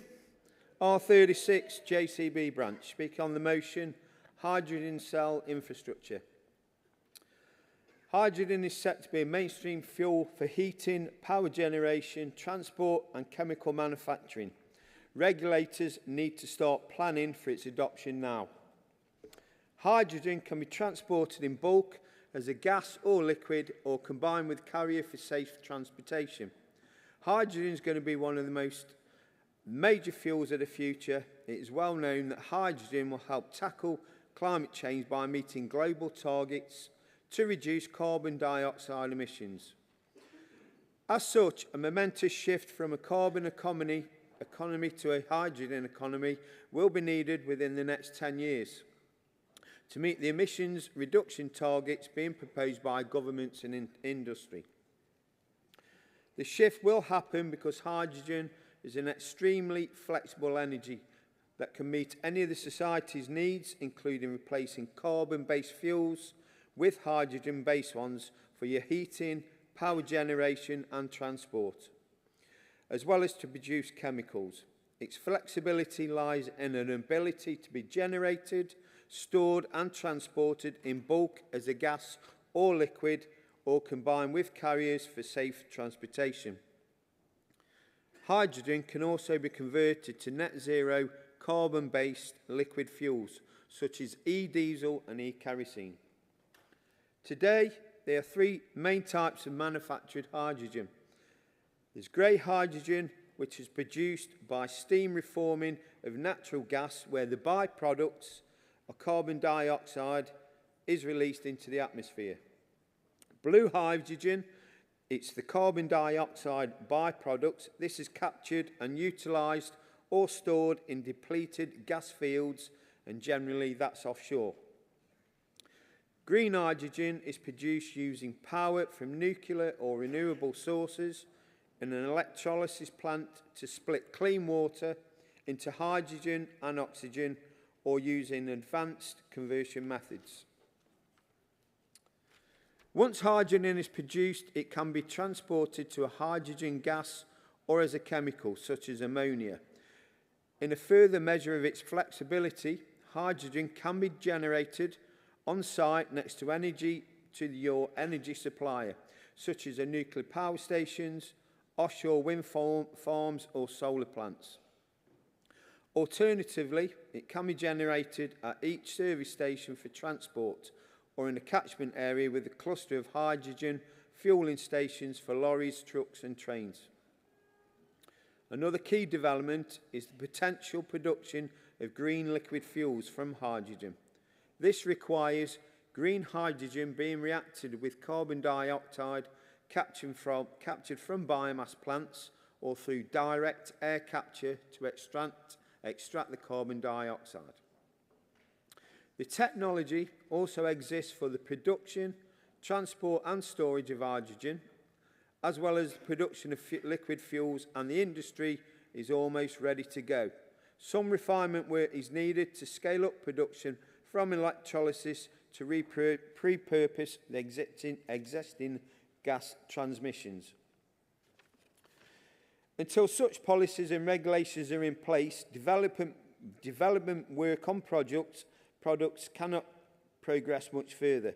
Many energy-related organisations are spending their own funds on development to be project-ready and to safeguard their future operations. However, investment is limited in the current uncertain regulatory environment. Wind up now, Robert, please. Thank you. Some governments have provided funds to kickstart demonstration projects while they finalise their hydrogen strategies, policies and regs. Robert, we're These running late. Can you Germany, please wind up now? Netherlands and the UK. The shift to hydrogen must be soon. If not, the global 2040-2050 net zero targets for carbon dioxide emissions will be more hot air. I move. Thank you. Second.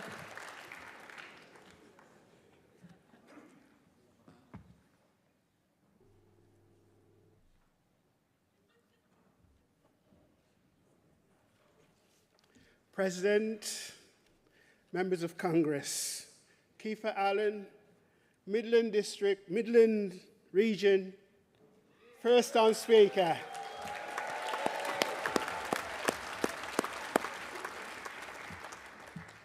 I'm seconding this hydrogen motion 209. We must embrace the new energy of the future and become a world leader in this for the rest of the world to aspire to. Support this motion. Thank you.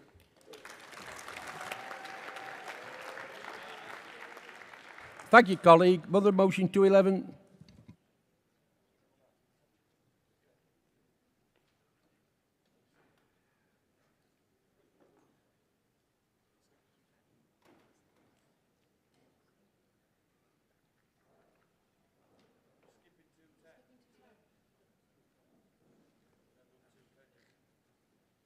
Sorry, that's correct. 210. Apologise for that.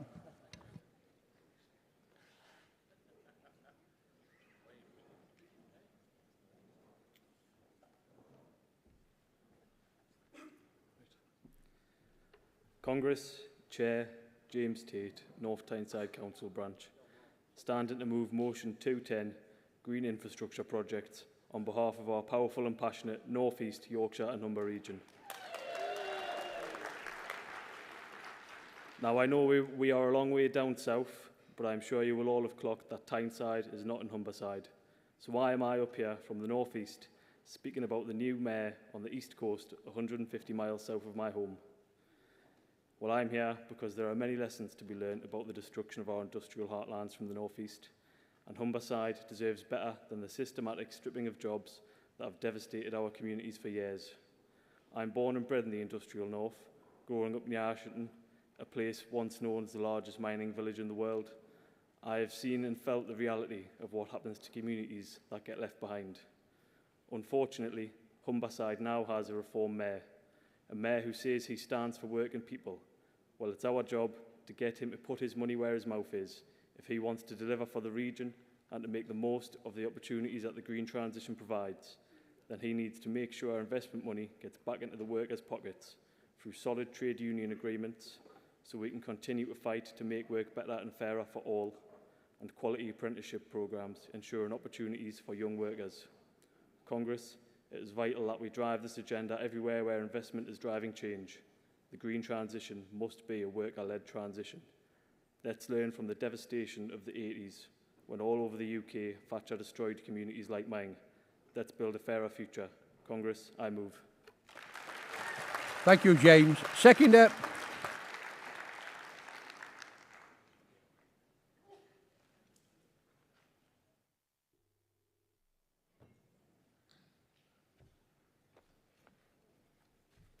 Hello.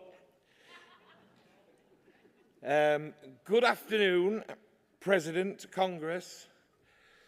I'm Ethan Cooper from the Doncaster Council and from the Yorkshire part, the proud part of being the big North East Yorkshire and Humber region. The original slogan. There we go. First time Congress attendee and first time speaker.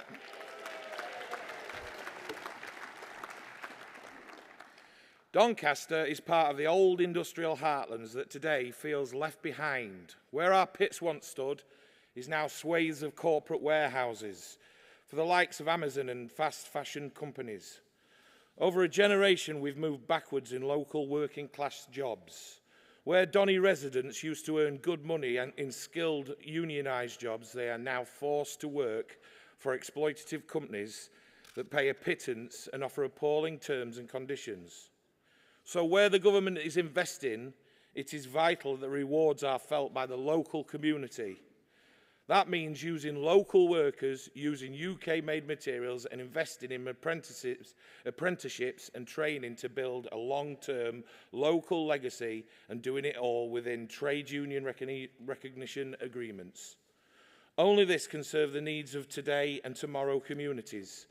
And make no mistake, if we don't, the impact will be felt for years. Just look at Donny, where last month the Reform stormed to election, taking 37 of our council seats. That should be a wake-up call to politicians in all colours. Let your communities down, they will punish you at the ballot box. So Congress, please support this motion. Make sure that investment in infrastructure means investment in our communities. I second. Thank you, colleague. Move of 211.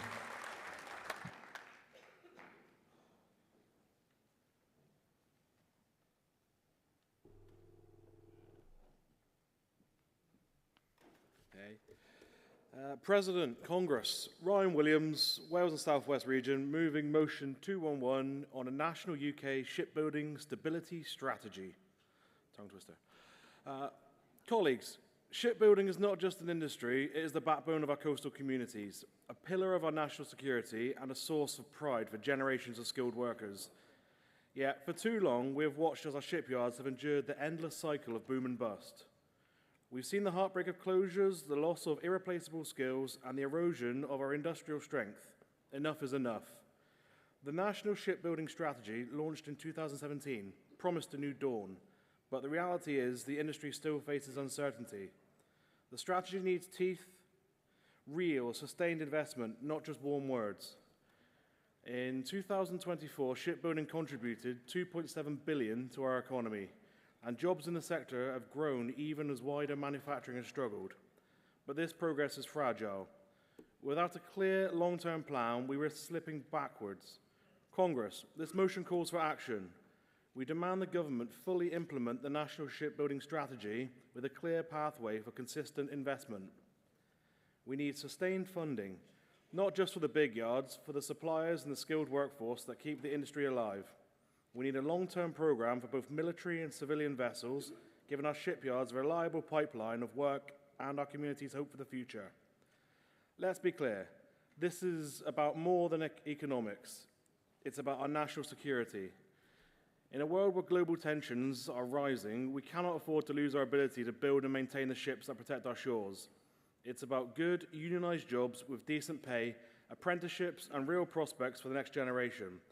It's about making sure that UK-built ships set sail under the UK flag, supporting our economy and our people. Congress, let's send a message. We will not stand by while our shipbuilding heritage is dismantled piece by piece. Let's fight for a stable, thriving and world-leading shipbuilding industry. I urge you, support this motion and let's build a better future together. I move. Thank you, Ryan. Seconder.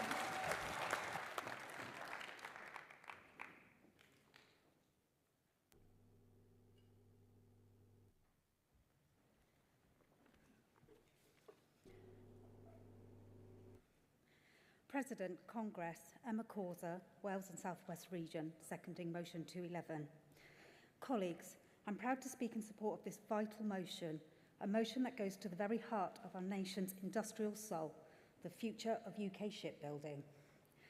For generations, shipbuilding has been more than just a trade in this country. It's been a symbol of our strength, our innovation and our shared pride. From the Clyde to the Tyne, from Barrow to Belfast and from Appledore to Devonport, we built the ships that built an empire, defended our shores and connected us to the world. But Congress, we know the truth. That proud legacy has been allowed to wither. Decades of short-term thinking, of political indifference and the curse of boom and bust have hollowed out this great industry. We've seen yards close, we've seen communities devastated, and we've seen generations of skilled workers cast aside, their potential wasted, their crafts forgotten. The National Shipbuilding Strategy, launched in 2017, promised a turning point, and while it spoke the right language, Congress, the delivery has been patchy at best. The instability remains, the vision has been blurred, and the long-term investment this industry so desperately needs has yet to be secured. That must change, and it must change now. This motion calls on the UK government to do what it should have done from the start, work with GMB and the industry to implement a real, lasting, properly funded strategy that restores shipbuilding to its rightful place in our economy and our national security. We demand a clear and consistent investment plan, not just lofty promises. An end to the destructive cycle of peak and troughs, a procurement pipeline that includes not just military vessels but civilian ones too, ferries, Coast Guard ships, research vessels, all built here in UK yards by UK workers. Decent pay, secure jobs and the skills programme to inspire a new generation of shipbuilders. And colleagues, a proud commitment that public money will be spent on British-built ships, strengthening our industrial base and our national resilience. Can you wind up now, please, Emma? Congress, this isn't just about steel and rivets, it's about the people who make our nation work, the welders, the designers and the apprentices. It's about giving our communities pride and purpose, and it's about ensuring that the UK never again has to rely on foreign yards for our defence and our future. Let us rebuild not only the ships, but the hope, the craft, the jobs and the security that come with them. Let us back this motion and build a shipbuilding legacy our children can be proud of. Please support this motion. Thank you.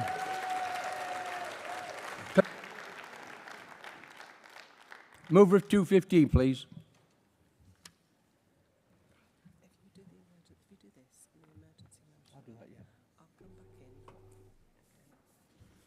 President, Congress, it's Nicola Howell from the Midlands region, moving motion 215, Let's Build Drones in Britain.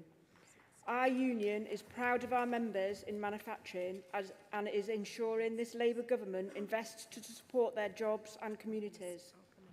Defence manufacturing makes up a vital part of UK jobs, supporting tens of thousands of jobs across the supply chain, and drone technology is an increasingly important strategic technology for the UK and its allies. This is true in defence as it is in civilian applications such as construction, agriculture and flooding. Drones have become indispensable in civil engineering, using them throughout design and build projects, from video reference at initial concept stage into 3D virtual reality models prior to construction. During construction stage, they are used to measure and monitor sites to track progress and provide quality assurance for the final as-built documentation. Our structures teams can visually survey bridges over waterways. In the old days, they would have to do it from a boat at a distance, with health and safety being an issue. Drones can get up real close to detect cracking or corrosion. Utility companies such as Severn Trent use them with cage protectors to go through large sewers or tunnels to assess condition, preventing harm to the operatives and inspectors in these confined spaces. Loss adjusters use them to assess damaged buildings, minimising exposure of workers to dangerous conditions. Further risk reduction example can be seen in Curtin in Lindsey, Lincolnshire. The fire brigade have procured a large drone to assist in heat-seeking, finding locations of people inside a burning building. It is a great piece of kit that can be also used by the police in searching large bodies of water for missing people in flood situations. Drones are revolutionising civil engineering, emergency services, and many other civilian activities, providing safe and efficient surveying. A recent report commissioned by the GMB Midlands region found that establishing a drone manufacturing hub could be worth £40 billion to the UK economy and create tens of thousands of well-paid jobs. The UK is at a disadvantage in lacking large drone manufacturing and is heavily reliant on purchasing this vital equipment from abroad. Let's support the Labour MPs urging investment in the UK. I move this motion to urge the Labour government to make sure British industry remains relevant in this fast-moving sector. Let's build British, not procure poor quality. I move. Thank you, Nicola. Seconder, please.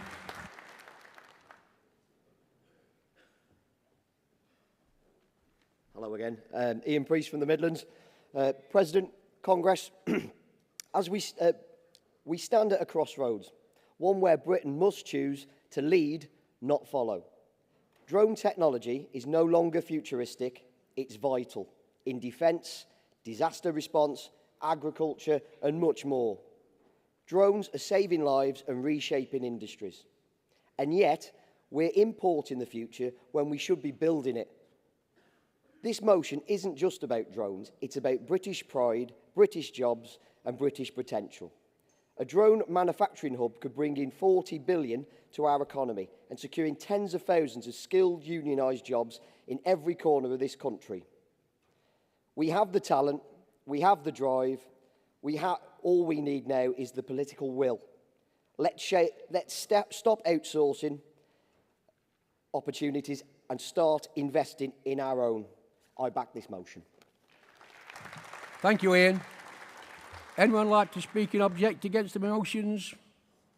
No. I'll now call then Joe Olive to the CEC Speaker. And can I please ask that emergency motion 3 from London come to the front, please?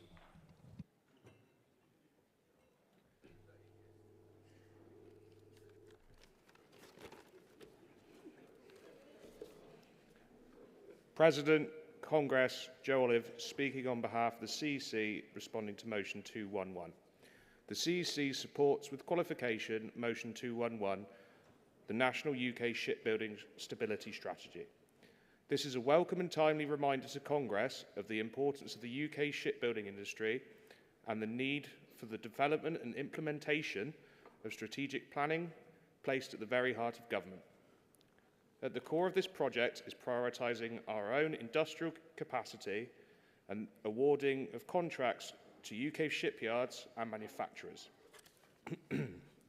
However, the qualification is that the Union would wish to go beyond the terms of the 2017 review in order to have a leading influence in the current defence review under Labour.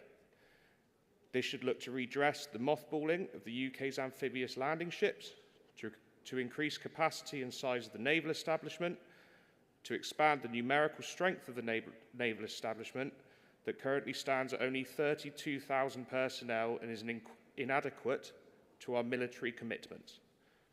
Further commissioning of support, survey, customs and coast guard vessels would also act to fill order books in between major refits, as well as greatly assisting with the safeguarding of our shores. This is a moment of enormous opportunity for our shipyards, and GMB needs to be ready to grasp it and push for the long-term strategic planning to govern and develop a national and world-class industry. Thank you. Thank you, Joe. Colleagues, the CEC are supporting motions 206, 209, 210 and 215. And does Wales and South Wales support the qualification of motion 211? Thank you. We'll now go to the vote. All those in favour of 206, please show. Any against? That's carried. All those in motion of 209, please show. Any against? That's carried. All those in favour of 210, please show. Any against? That's carried. All those in favour of motion 211, please show. Any against? That's carried. And all those in favour of motion 215, please show. Any against? That's carried. Could the emergency motion 3 now come to the rostrum, please? And the movers and seconders of 260, 263 and 266 come down to the front.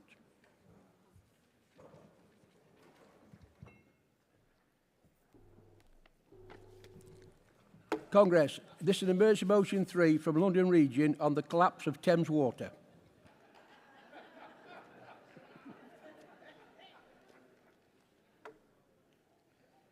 Congress, President, brothers, sisters, Cliff Roney, London Region, E15, moving emergency motion, the collapse of Thames Water. As you can see, I'm dressed in a thief and a swags outfit. Where's me bag gone? The bag's there. Right, hold tight. Just so there's no confusion. There we go. Right. The UK's biggest water company, Thames Water, has been struggling with over £20 billion worth of debt and creaking infrastructure. Last month, MPs were told that at one point they had 5 weeks' worth of cash left before they went completely bust. In May, Ofwat fined them penalties totalling nearly £123 million, asking them not to take it out on the 16 million customers who already faced infrastructure bills increasing of at least £200 over 4 years. Despite our protests, we saw Thames Water receiving £3 billion in emergency bailout loans from creditors led by controversial US hedge fund Elliott Management and Silverpoint.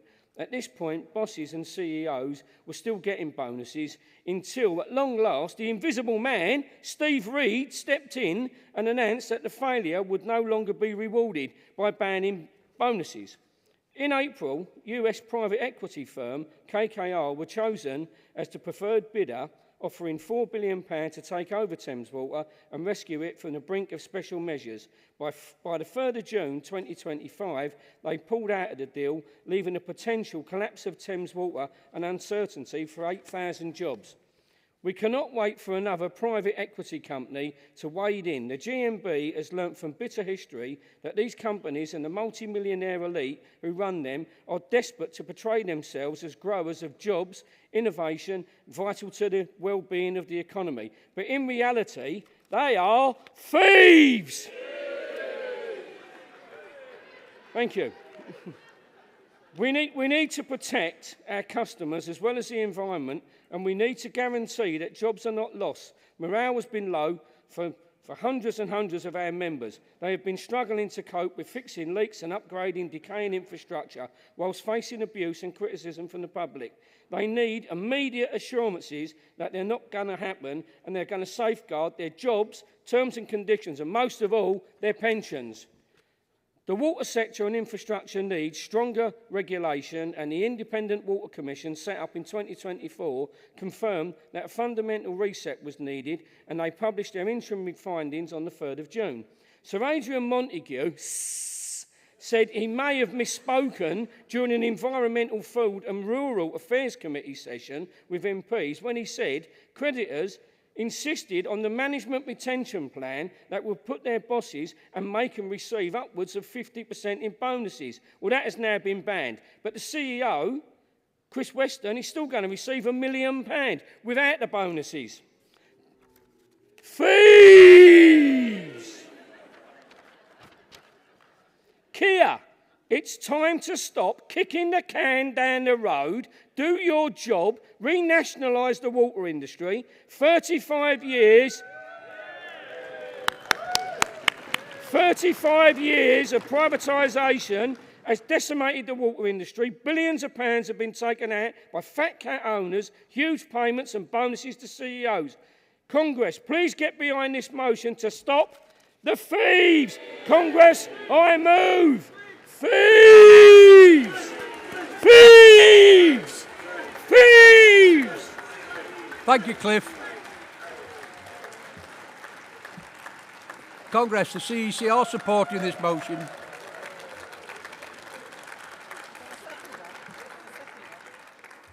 The CEC are supporting this motion. All those in favour? Oh, sorry. It's got a seconder. It's going to be formally seconded. Is that correct?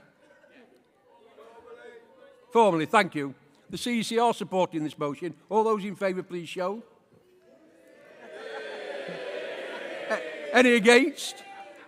Nobody dare. That's carried. Can motion 260 now come to the rostrum?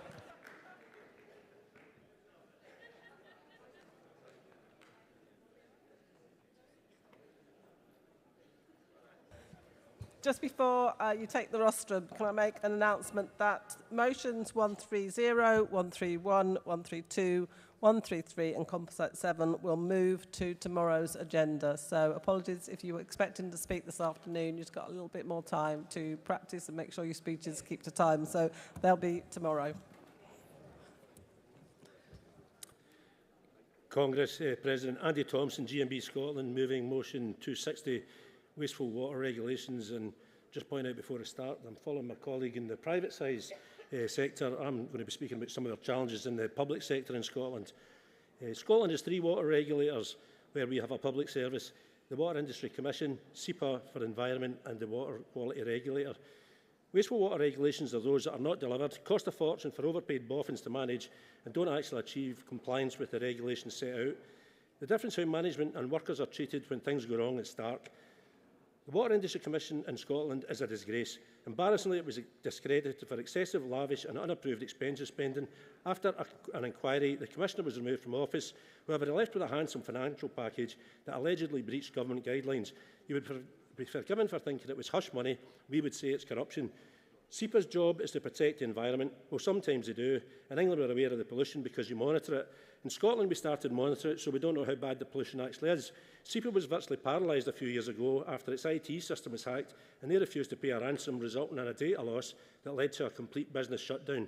We would say that's incompetence. The Water Quality Regulator's job is to ensure water quality supports public health. Increasingly higher standards are imposed with no thought of the extreme demands imposed on our members. Corners are cut to achieve desired results. Water bosses and regulators are highly paid and unaccountable. There is no consultation with us about our members' concerns and how their actions affect us at work or our wider lives. There's a cosy relationship where academics and the high-paid elite skillfully collude to protect themselves from criticism, but they have no conscience about how the accountability is transferred to public sector workers. It's becoming clear the answer for management failures is to blame workers as scapegoats and allow manager exit strategies to accommodate their incompetence. What does it mean for GMB reps and members in Scotland? All regulation failures start an inquiry. Everyone is involved. It triggers panic and fear, disciplinary procedures, misconduct allegations with the potential for dismissal. A victimisation culture develops. Management abuse power and authority to protect themselves. Responsibility and blame is put on workers that are doing everything in their power to do their jobs under enormous pressure. The system is designed to protect and preserve management job security and careers and escape responsibility, and punish workers so that it can be reported back as the actions taken to address regulator concerns. The motion calls for actions.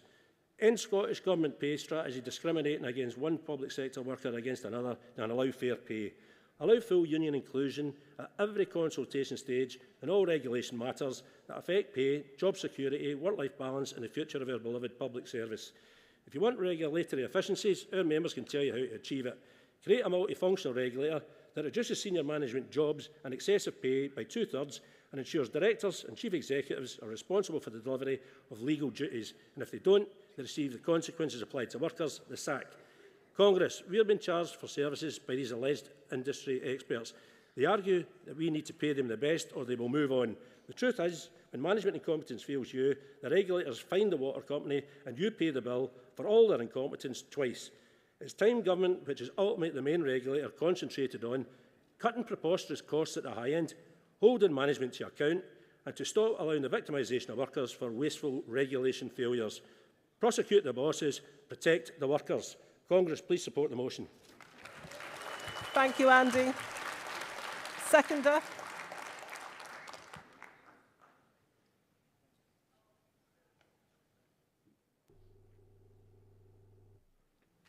President, Congress, David Ferguson, GMB Scotland, seconding motion 260.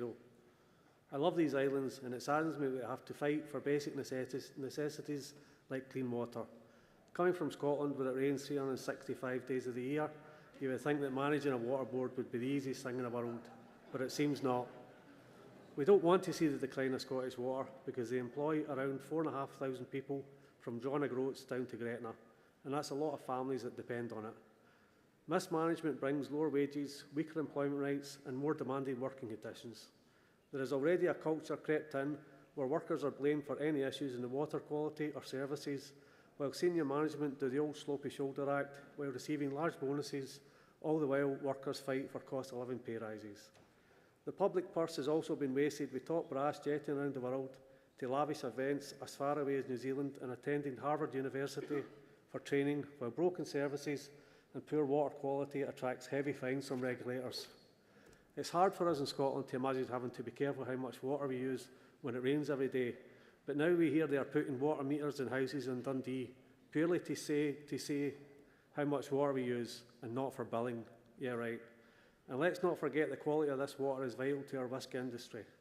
This is what keeps us going through the long cold winter months while we dream about global warming. We also see modernisation projects being taken off the skilled workforce and handed to private contractors to build, while the extortionate bill for this and the regulators' fines are all being passed on to the customer. If Scottish Water continues to have these oversight issues, the workforce and the public will pay the price ultimately. So I ask you to pass this motion so our team can get to work fixing this. I second. Thank you, David. Mover of motion 263, please.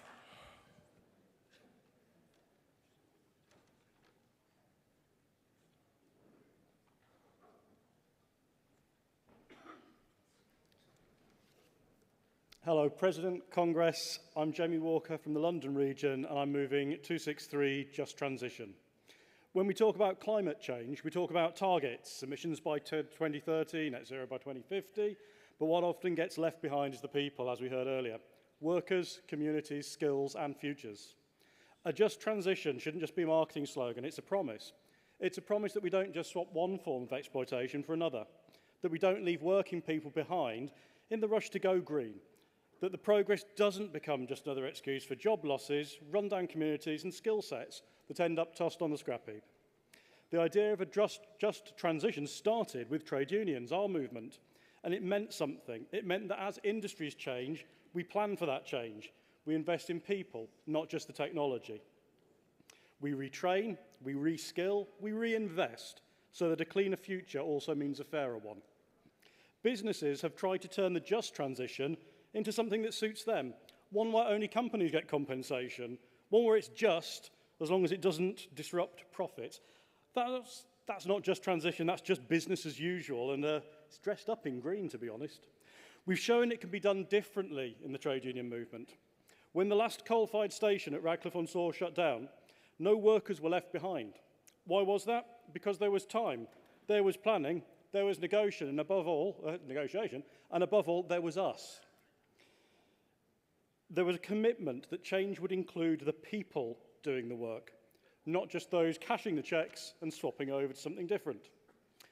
This motion calls on the GMB to help put the original definition of a just transition back to where it belongs, at the heart of international labour standards. That means working with other unions across the world, reminding the government, the policymakers, the UN what just really means, and making sure that climate justice includes economic justice. It's worthwhile recognising that just transition is not just those in the traditional heavy industries as well, as pointed out by the CEC's qualification. Automation in the name of just transition can apply across many sectors that GMB represents in, and we can all be affected by this, and we can positively affect it if we're involved in the process. Congress, let's not let transition become a euphemism for managed decline, and we can't let green growth be used against our members' livelihoods to divide us, setting sector against sector and union against union. We are not opposed to change, we are not clinging to the past, but we are demanding a say in the future, in our future.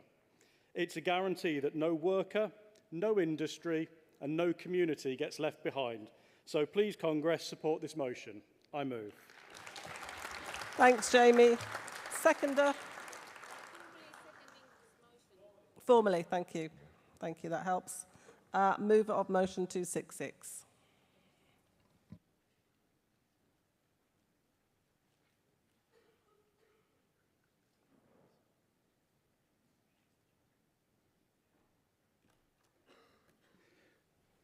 Good afternoon. Andy Whelan, Wales and South West Region, moving motion 266.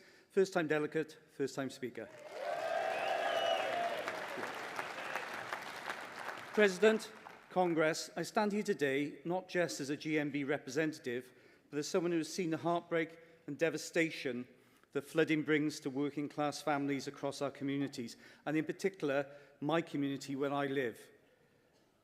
This motion is not just about policy, it's about people, about our members, our neighbours and our families who have invested their lives, their savings and their hopes into homes now threatened by forces beyond their control. Climate change is not a distant threat. It is here now and it is battering our communities with relentless floods.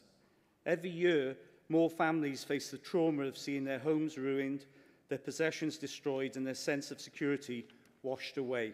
And yet, as the waters recede, the support dries up. Insurance companies are turning their backs, leaving people unprotected, and in many cases unable to sell or even live safely in their homes. Let's be clear, this is not an accident. It is a result of decades of government decisions to overturn planning rules, to allow building on floodplains, and to prioritise profit over people. Our members are left to pay the price, trapped in homes they cannot insure, cannot sell, and sometimes cannot even repair. This is why this motion calls for action. We demand that the government step up and create a flood relief social fund, a safety net for those who have been abandoned by the market and by policymakers. We want a scheme that gives a peace of mind, that allows people to pay in and know that should the worst happens, they will not be left alone. We want investment in real flood prevention, and where that is not possible, we want fair compensation, compulsory purchase at a market value so no family is left stranded. This is a matter of justice, this is a matter of dignity, and it's a matter of solidarity. Congress, let us show that GMB stands with every family facing the rising tide. Let us campaign, let us lobby, and let us win a future where no one is left behind when the waters rise. I urge you to support this motion and send a clear message. We will not abandon our communities to the floods. Congress, I move. Thank you, Andy. And seconder.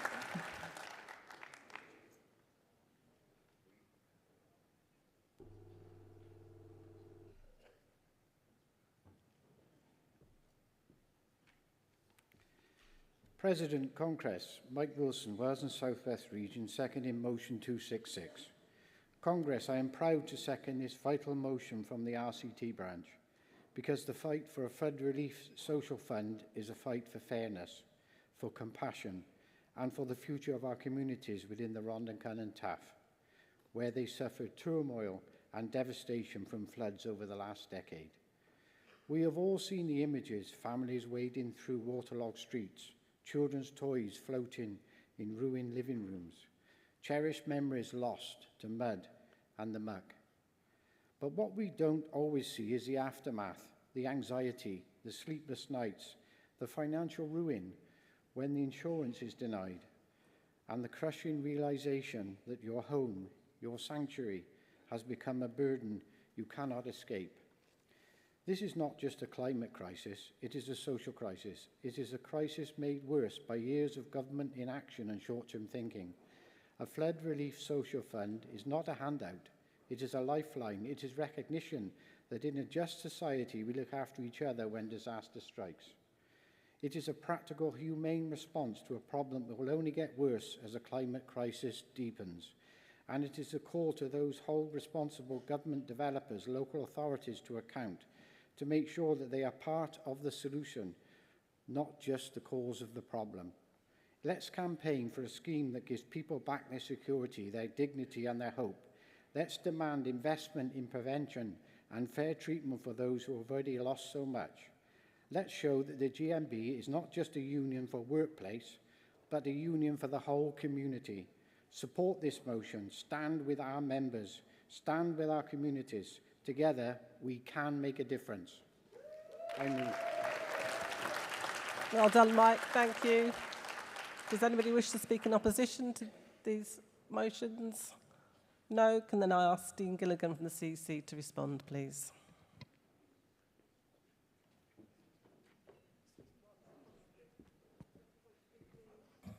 Just before you go to the rostrum, just wait. Can I have the movers and seconders of 196, 200 and 202, please? Yeah. Thank you. President Congress, Dean Gilligan, responding on behalf of the CEC to motions 260 and 263, which we are supporting with qualifications. Turning first to motion 260, we are supportive of the calls in the motion. However, our qualification is that it will ultimately be a matter for GMB Scotland to pursue. On motion 263, our qualification is that a just transition is now becoming a reality for workers losing their jobs to automation too, not just traditional heavy industries. To sum up, Congress, we are asking that motions 260, 263 be supported with these qualifications. What a lovely short thing. Thank you. Thank you, Dean. Does GMB Scotland accept the qualification for motion 260? Yes? Thank you. Does London accept the qualification for motion 263? Yes. Thank you. And the CC are supporting motion 266. I'll put those to the vote. All those in favour of motion 260, please show. Thank you. Anyone against? That's carried. All those in favour of motion 263, please show. Thank you. Anyone against? That's also carried. And all those in favour of motion 266, please show. Thank you. Anyone against? That's also carried. Thank you. We now move on to motions under Industrial and Economic Policy, Pay and Taxation. So could I have the mover of motion 196, please?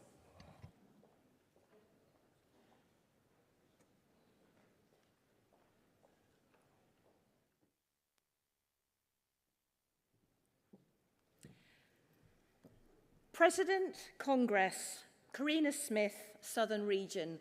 First time delegate, first time speaker. I am moving motion 196, £20 minimum hourly wage now. Congress, I would like you to listen very carefully to this statement. In the first 3 days of this year, UK CEOs had already made the UK average salary of £37,450 in the first 3 days. This is not the minimum wage salary, but the average, which means already CEOs have record levels of pay, and yet they have the audacity to say that they are not paid enough compared to their US counterparts. These wealth inequalities have grown, particularly since COVID, with 5 of the world's richest men since 2022 doubling their wealth. These inequalities are causing huge societal fractions for the majority of working people in this country. I firmly believe it's the wealth inequalities that are causing the rise of far-right populism in this country, and they're threatening the very existence of us and our union. In Labour's manifesto, which I campaigned on, £15 an hour was promised. But where is it? This pledge was a huge vote winner, so why has it not been honoured? From April the 1st, companies have used inflation as a reason to raise their charges. But supermarkets have been proven to be in cahoots with each other, keeping prices artificially high. Greedflation at its finest. Meanwhile, shareholders receive record payouts. With the cost of living crisis and utility bills rising, 2.3 million people in this country are relying on 2,500 food banks, which is more than the 1,350 branches of McDonald's. Congress, how is it that we have professionals such as nurses using food banks to feed their families? People should not live to work, but live to thrive. Workers should not be dependent on charity shops whilst their corporate owners earn 55 times more than the very people that give them their profits. A decent quality of life will result in a happier and more productive and healthier society, which in turn will lead to less strain on the NHS and less on government having to top up low pay.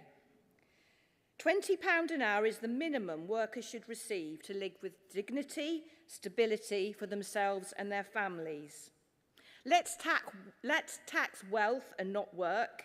If we did this, we could afford to pay people a decent and fair wage for the toil that they undertake.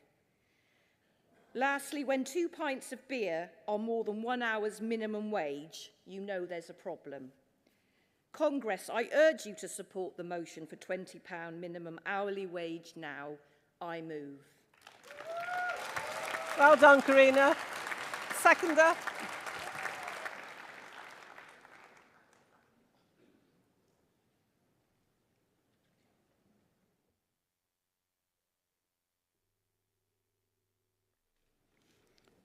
Jose Gomez, Southern Region, second in motion 196, £20 minimum hour wage now.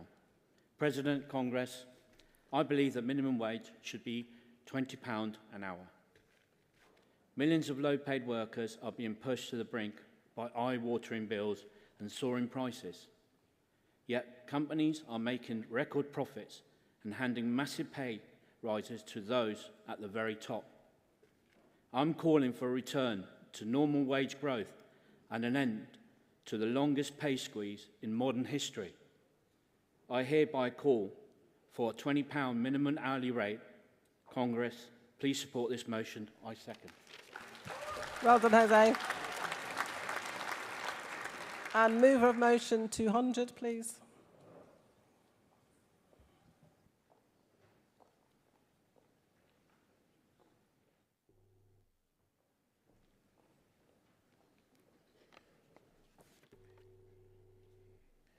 Good afternoon, President. Good afternoon, top table. Good afternoon, Congress. I'm back. Right. Beverley Gunn in London Region, second time at Congress, third time Speaker, moving motion 200. We know that childcare is an essential lifeline, allowing our members to maintain jobs, a source of income, and even a sense of self. The UK is the most expensive nation for childcare, not only in the EU, but most of the countries in the world. Our motion is about the government tax-free childcare scheme. To be eligible, working parents need to earn the national minimum wage and each need to earn less than £100,000 a year. So our motion asks for this to increase with inflation each year so less parents are penalised. But the name is misleading and probably partly responsible for the scheme having a low take-up. This scheme is designed so that every 80 pence you put into your tax-free childcare account, the state will add 20p. Sounds great so far? However, to benefit from this scheme, first, you need to open an online tax-free childcare account using the government gateway ID, which is rubbish. As we know, this requires a level of IT literacy.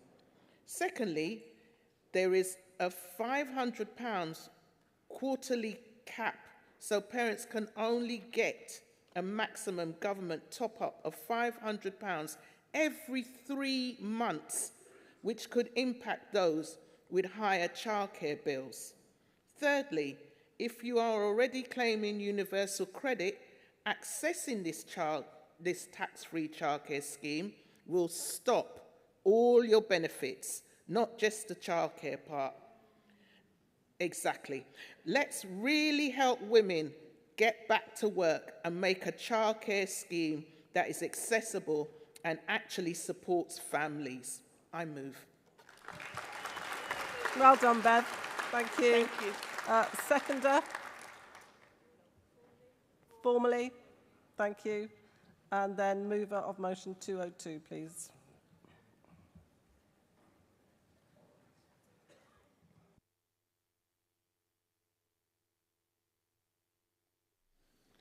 So, good afternoon, President, Congress. I'm Leon Jones from Wales and South West, moving motion 202. Like many of the fabulous people we've heard before me and will after, I'm a first-time delegate and a first-time speaker. Colleagues, I move this motion because something is fundamentally broken in the way council tax debt is collected in this country. Every year, thousands of working people, our members, our neighbours, our friends, find themselves plunged into crisis, not because they won't pay, but because they simply can't, often through no fault of their own. Let's be clear, missing just one council tax payment can be catastrophic.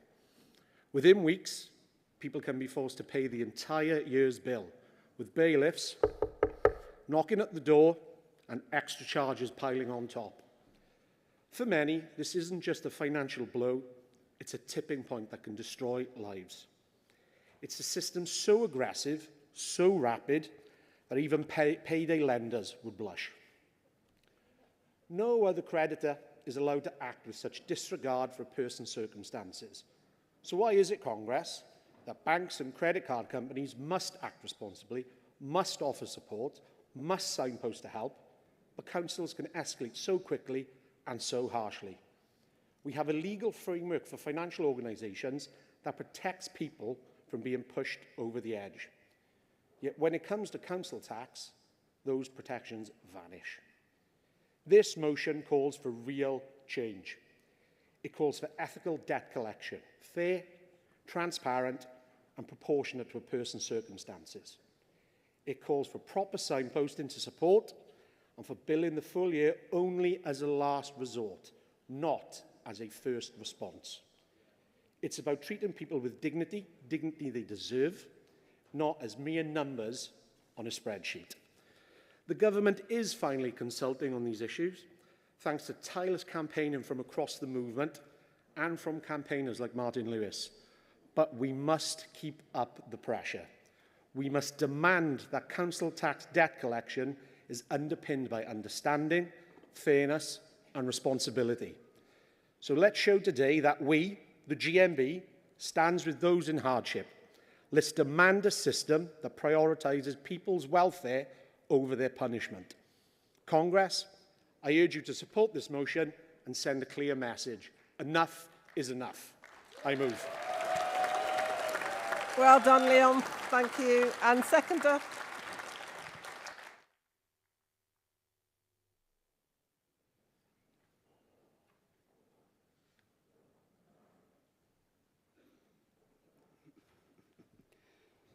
President, Congress, my name is Jason Follow. I'm also from Wales and South West region, seconding motion 202 on council tax debt.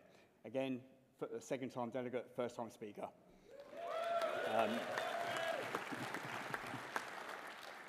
Congress, I'm seconding this motion because I've seen firsthand the devastation that council tax debt collection can cause. Behind every statistic is a real person, a single parent choosing between heating and paying the council, a worker recovering from illness, a family facing redundancy. It's not just the speed of escalation that is cruel, it's the lack of humanity.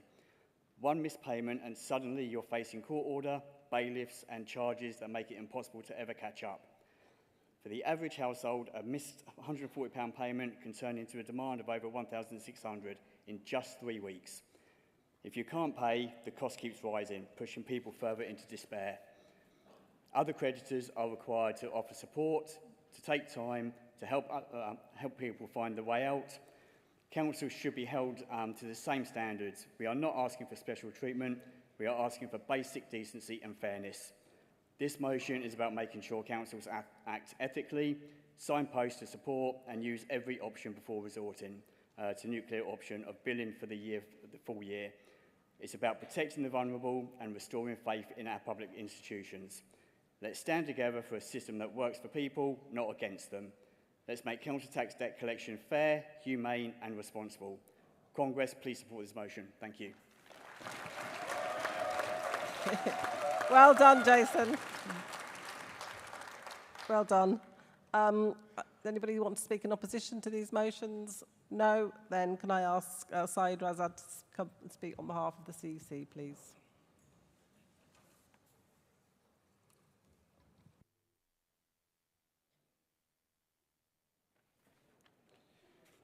President, Congress, Saeed Raza speaking on behalf of the CEC and responding motion 196202. On motion 196, £20 minimum hourly wage now, the CEC support with the qualification.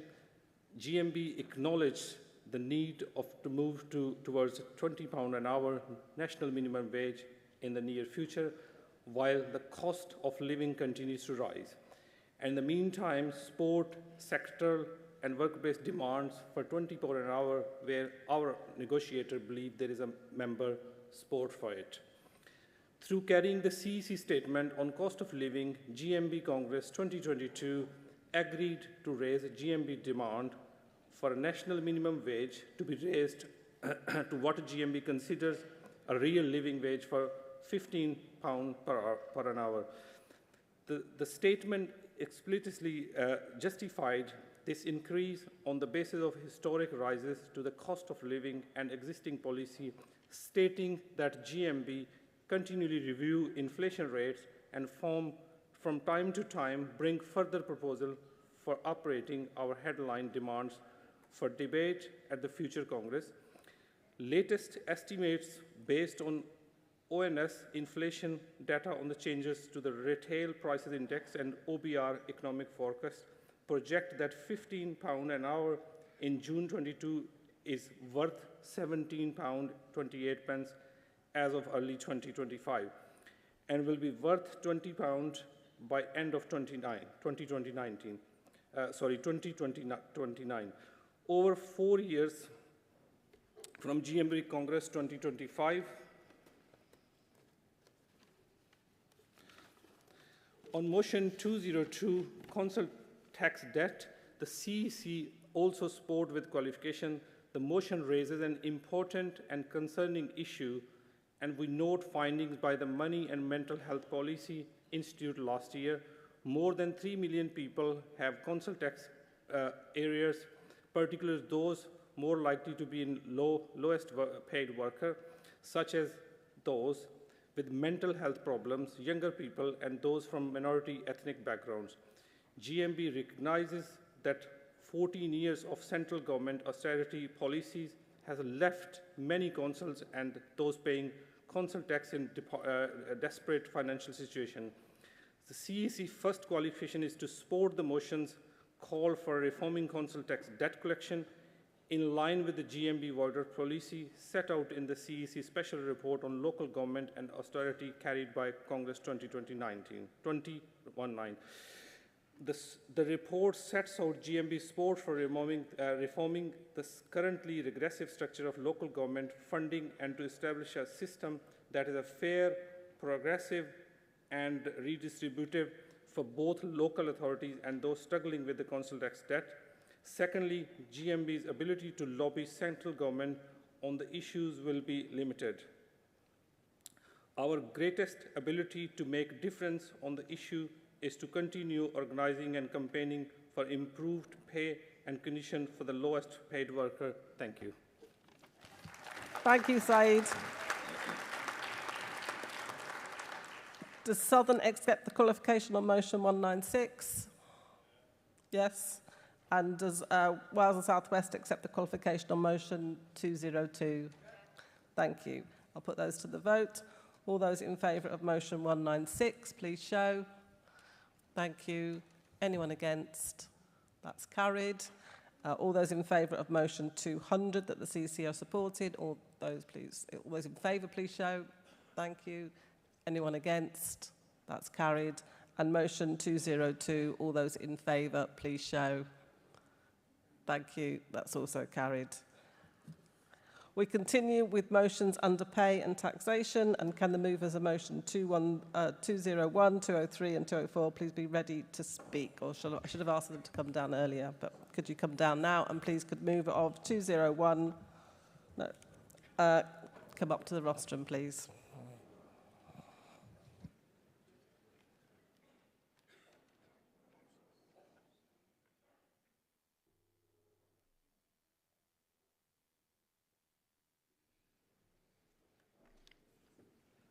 President Congress, I'm Jamie Walker, still from London Region, and I'm moving 201 wealth tax.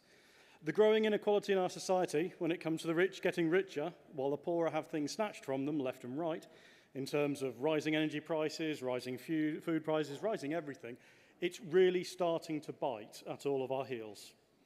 Congress, the London Region proposes that we support the implementation of a wealth tax on employers and the wealthiest individuals to help fill the fiscal gap. GMB has always fought for a fairer tax system, and although a wealth tax does seem to scare our Labour Chancellor, this is still one of the most effective ways to bring money to bear to help those of us in these days of our lives when, again, prices keep on rising. Reports indicate that the profit margins of the average British firm have increased since the pandemic. One only has to look at the ever-increasing profits of energy companies. If profits rise, but we're still paying more, then there's profit that can be spent on society through a wealth tax. Meanwhile, working people are being asked to bear the brunt of economic recovery through measures like raising national insurance and cutting essential benefits such as the winter fuel allowance. It's important to note that wealth taxes are not unprecedented. Countries like Norway, Spain and Switzerland have implemented different versions of wealth taxation, and an amount that's drawn from those companies and individuals that are benefiting from the current conditions there is not seen as a punishment on them from doing well, but it's an acknowledgement that their money can do even more for all of us. And who can argue with that? I'm actually asking the question, who can argue with that? We know they're going to, but that's actually not the point. The region acknowledges the CEC's qualification on the motion that a 1% wealth tax should not be the sole solution. Indeed, there are various methods to implement wealth taxation, and a comprehensive approach should be considered by Congress. I'm happy that our motion should not focus on a specific rate, but about initiating a national conversation on taxing extreme wealth to rebuild our public services and to invest in our nation's future to benefit the GMB's members, workers, and the public. By supporting this motion, we affirm our commitment to a fairer tax system that ensures the wealthy contribute their fair share. Let's leverage our union's influence to advocate for policies that promote economic justice and improve the lives of workers across the UK. Congress, I move. Thank you, Jamie. Seconder.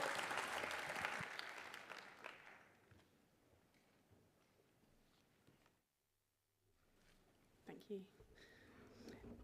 Kim Hendry, London Region, pleased to be seconding motion 201, wealth tax. President, sisters and brothers of Congress, last Saturday, the first big anti-austerity march under Starmer's Labour government took place, with tens of thousands of fellow trade unionists marching through central London as we gathered here in Brighton. And the theme of the demo was tax the rich to fund public services and to end welfare cuts. Since Starmer's Labour Party won power last year, they've talked a lot about the spending crisis they've inherited, the black hole in public finances, why they have to stick to the fiscal rules, parroting the language of neoliberalism and of the capitalist ruling class that got us into this mess in the first place. They told us sternly of tough choices that they need to make as a result. But as delegates have said all week so far, all these tough choices involve a tax on the working class and the poor and the most vulnerable. Labour's first budget last October showed whose side Starmer and Reeves are on, introducing a new round of austerity in all but name. And since then, they've cut the winter fuel allowance, partly reinstated in a U-turn today, refused to remove the two-child benefit cap, huge cuts to disability benefits, boasted the number of migrants they've deported, and much more. And they're punching down and they're making the working class pay. And at the same time, they refuse to introduce a wealth tax or make any attempt to transfer the wealth that has been built up, stolen, as pointed out earlier, by the privileged few in our society, back to us, the workers who create that wealth. Britain in 25 is a country with obscene extremes of wealth and poverty. It's the misery that reform feeds on and exploits. The richest 1% own more wealth than 70%, 48 million of us in our society. The Sunday Times Rich List shows that the wealth of the richest 350 people stands at 772.8 billion. Compare that to the black hole that Labour say they inherited, which is just 22 billion. So let's tax the rich, let's take the wealth, I'm going to finish, let's take the wealth and power out of the hands of the super rich, and let's reject Labour's politics of austerity and division. Let's please support this motion. I second. Well done, Kim. Thank you. Mover of motion 203, please.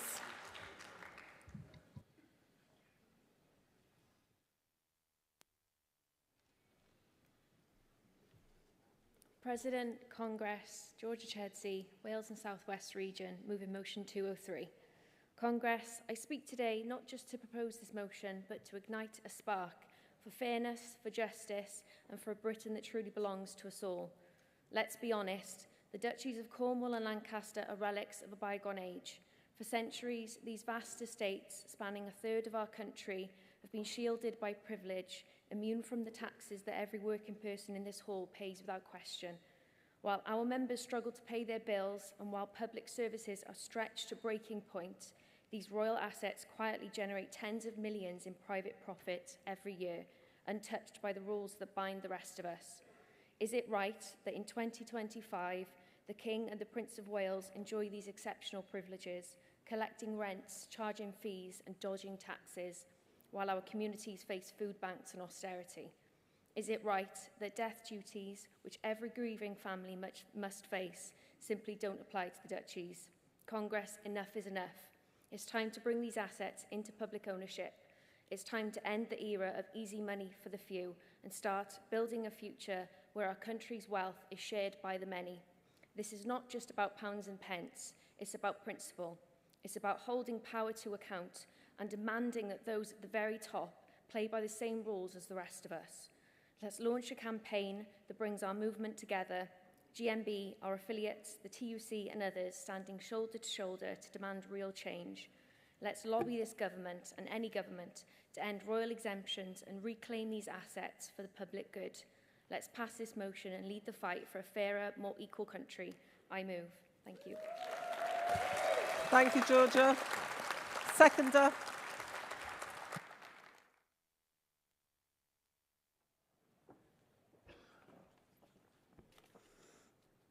President, Congress, Suzanne Williams from the great super-duper strong Wales and South West region.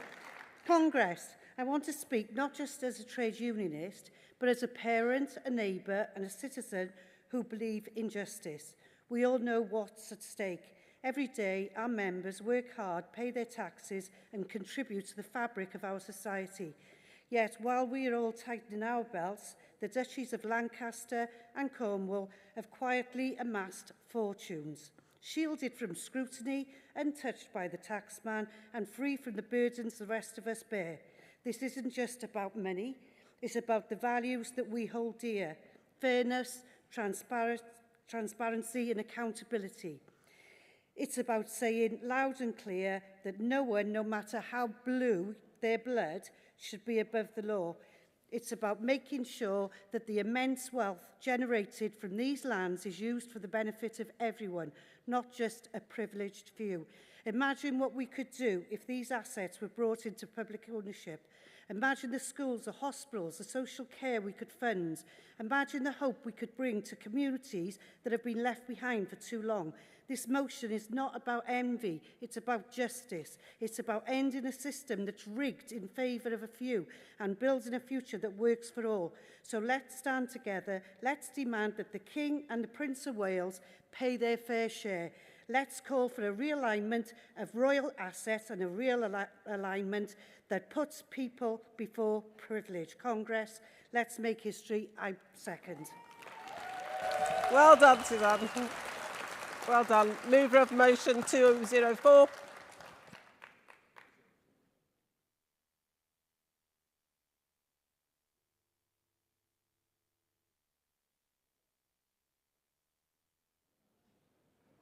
Good afternoon, Congress, President, Congress, James Rolls from the London region. Corruption is the abuse of public office for personal gain. Unfortunately, we have to class the House of Windsor as corrupt. Secrecy surrounds the royal family, and they lobby our government to secure exemptions and to personally enrich themselves. This motion is not calling for the overthrow of the monarchy, but wants to take an honest look at how much the royal family costs the UK taxpayer and what alternatives can be found to alleviate the burden to the public. The royals cost the UK more than £500 million a year. This includes the cost to local councils, security for 24 homes, the routine use of helicopters, private jets, the military, the RAF. Royal funding is completely shrouded in mystery. The House of Windsor is exempt from the Freedom of Information Act. So that £500 million that the royal family cost us represents a scandalous abuse of public money. How can we talk about cutting winter fuel allowance when we give Prince William a personal yearly income of £23 million? This motion demands that the royal budget is slashed below £10 million per year and that the King is given a salary that is pegged to our Prime Minister's salary. There's a big shopping list attached to this motion. I would ask all delegates to have a read of it. But finally, we as a region are slightly disappointed at the CEC qualification that you're about to hear. The CEC erroneously claim that there is nothing that they can do to meet the demands of this motion. We are not asking for Gary to knock on the door of Buckingham Palace and ask for a meeting with the King and, and demand that he cleans up royal funding. We're just asking, to acknowledge this issue so we can sign open letters to the press, we can support resolutions at the TUC, we can stand together with our affiliate unions and assist each other. So please support and don't let the Cavaliers over here get their way. Okay? Thank you. Bye. Thank you, James. Seconder.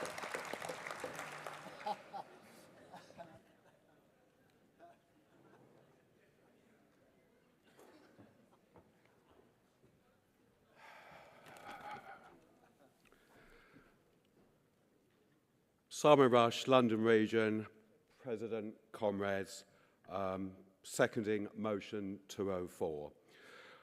We treat the royal family in this country like gods, the vein of pharaohs of Egypt or Roman emperors. Conference, they are not gods. They are made up of flesh and blood, just like us, but they expect us, the workers of this country, to subsidise their upkeep. The royals earn income through vast crown estates. If you think of London, Regent Street, Grosvenor Square, great big long list, there's just some examples, and other lands, wherever they hold them. Ask yourself a question. Why are they exempt from FOIs? They shouldn't be if they have nothing to hide. We, as the GMB, is transparent and held to account. Central government held to account. Many organisations held to account, FOIs. It's time in the 21st century that this country's royal family is held to account. Why cannot we lodge an FOI, for example, a charity trust, where currently members of the royal family are involved in over 1,000 organisations, either as a patron or president?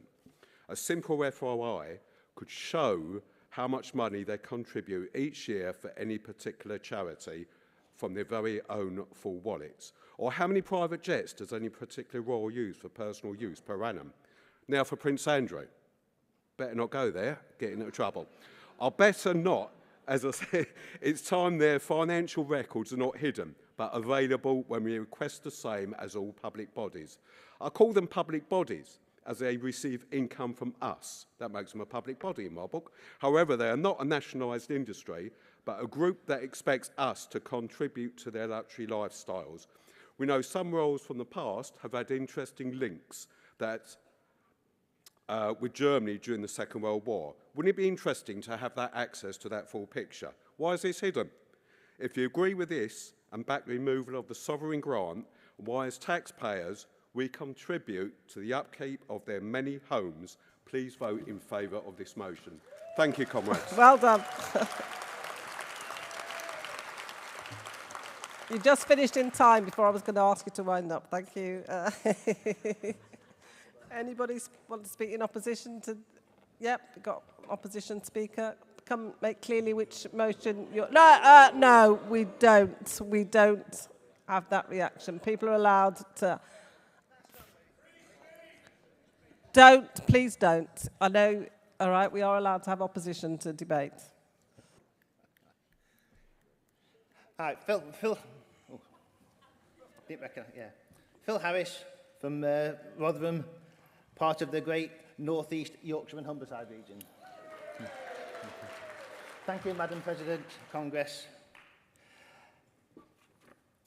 I think it might be, well, I know it is difficult to get up here in a room like this and support the Royals. But my argument is more nuanced. My argument is about keeping all industries going. Royal assets from the Duchy of Cornwall, Lancaster, the Sandringham estate, Balmoral, etc., are all part of the nature and makeup of our country. We shouldn't be taking them into public ownership. Otherwise, we're at risk. Like other public industries, rail, water, gas, we've seen them split up. And when they've been privatised, some have flourished, some haven't. We should also be fighting against death duties.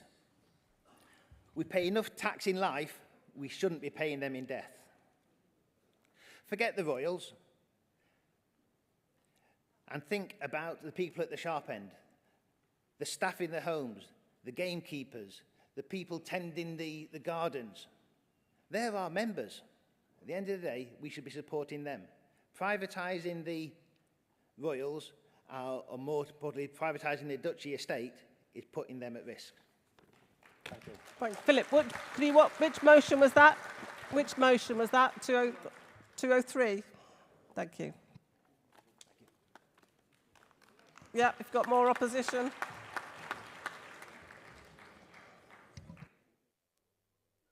Andy Newman, Southern Region, speaking against motions 203 and 204. Comrades, it's quite interesting, isn't it, that when I moved the discussion earlier about assisted dying, one of the, I think the strongest arguments that CEC put forward was this is a very controversial view that a lot of our members would disagree with and would think that it was something that the union shouldn't be taking a position on. Now, the last time we did a survey of our membership about their views on the royal family was when there was a confidential survey that was done when Sir Paul Kenny got his well-deserved knighthood, and it showed that something like 95% of GMB members support the royal family. Now, I think we have to acknowledge the gap between the activists, who might have very strong left-wing views, and many of our members who don't have strong political views about a lot of things, and who do cherish the traditions of Britain and the traditions of the royal family. And I don't think that this is a position that we want to fight and die in a ditch on, to be honest. We can see that the royal family, which is supported by many people, has got its uses for the British state as soft power of gaining trade deals and things. And we just recently saw that the power that the King was able to demonstrate going to Canada to show his support and solidarity for Canada staying an independent country against the predatory claims of the United States and Donald Trump. So I think this is a bit nuanced, and I think that the rhetoric is unusual. And I'm going to end on a slightly strange note. If you remember, there's only ever been one communist government in the Commonwealth, and that was Grenada under the New Dual movement, which did have the royal family. They didn't abolish the royal family because they had better things to do. And Andy, can I just check? That was two motions, 203 and 24. Thank you.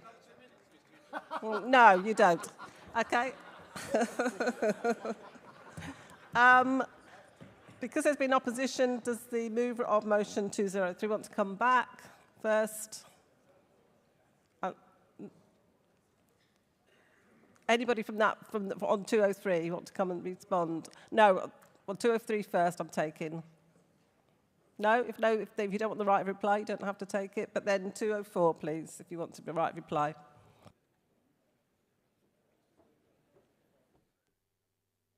Thank you for that very robust comment back. I mean, look, I get it. We don't want to abolish the royal family, and we understand our members don't want to abolish the royal family. But we've got to make it transparent. If we've got to have these leeches at the top, then, you know, we've got to make it transparent. I mean, I will give you an example. I mean, in the Republic of Ireland, they have a head of state who's elected.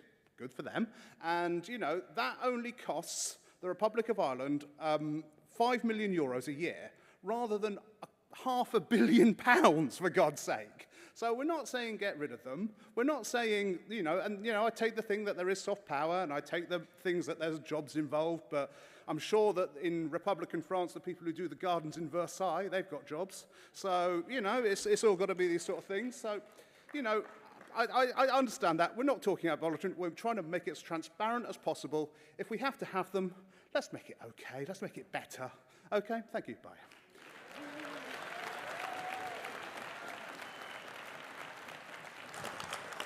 You want your right of reply? That's fine. Come up.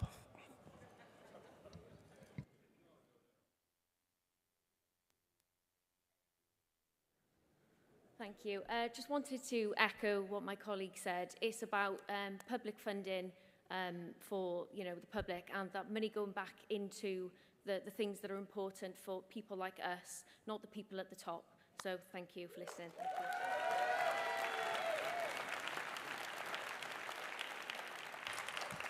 Cheers. Always good to end the day on a bit of controversy. That's good. Okay, we now ask Maxine Butler from the CC to respond, please.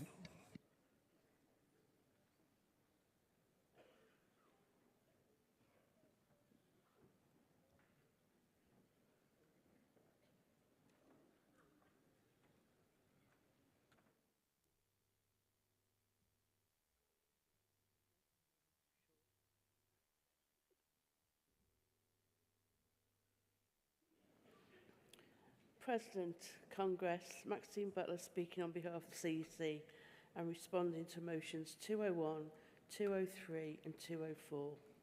Don't shout at me. On motion 201, wealth tax, the CEC supports with qualification. GMB continues to fight for a fairer tax system in a society that still rewards wealth more than work. We recognise that in the absence of the wealth tax, the rich are getting richer, whilst workers have continued to be forced to tighten their belts. Motion 153, Congress 2016. Must urgently be a national conversation on taxing extremes of wealth to rebuild our public services and invest in building new infrastructure, as the Labour government plans a decade of national renewal. The CEC's qualification is that while GMB supports a wealth tax on the richest 1%, as the motion proposes, this will be one of many options available to the government for taxing wealth, which will need to be explored in more detail. On motion 203, realignment of real assets, the CEC also supports with qualification. The CEC recognises the broad aim of the motion, which is to achieve more accountability and fairness regarding the royal family's assets and public funding of the monarchy by ensuring they are not exempt from paying the same tax liabilities as everyone else. The CEC's qualification is that any GMB campaign on this issue would have very limited influence, but if an appropriate opportunity arises, we can raise this with the relevant government department. Lastly, on motion 204, reforming royal funding, London region, the CEC also supports with qualification. GMB policy has historically recognised strong views amongst our members on both sides regarding the abolition of the monarchy, and in the current economic climate campaigning for its abolition would not be the best use of GMB resources or time. Motion 128, Congress 2010. That being said, the motion calls for an accountable head of state, not the abolition of the current one. It will be out of step with GMB's own democratic purpose and vision set out in our rule book to not support the principle of a more accountable head of state, both politically and in terms of public funding. Therefore, the CEC is supporting this broad aim of the motion, with the qualification that any GMB campaigning on this issue would have very limited influence. Thank you. Thank you, Maxine. Does London accept the qualification on motion 201? Does London accept the qualification on 204? And does Wales South West accept the qualification on motion 203? Thank you. Congress, the CC are supporting all these motions with the qualification that you've just heard. So all those in favour of motion 201, please show. Any against? That's carried. All those in favour of motion 204, please show. Any against? That's carried. And all those in favour of motion 203, please show. Any against? That's carried.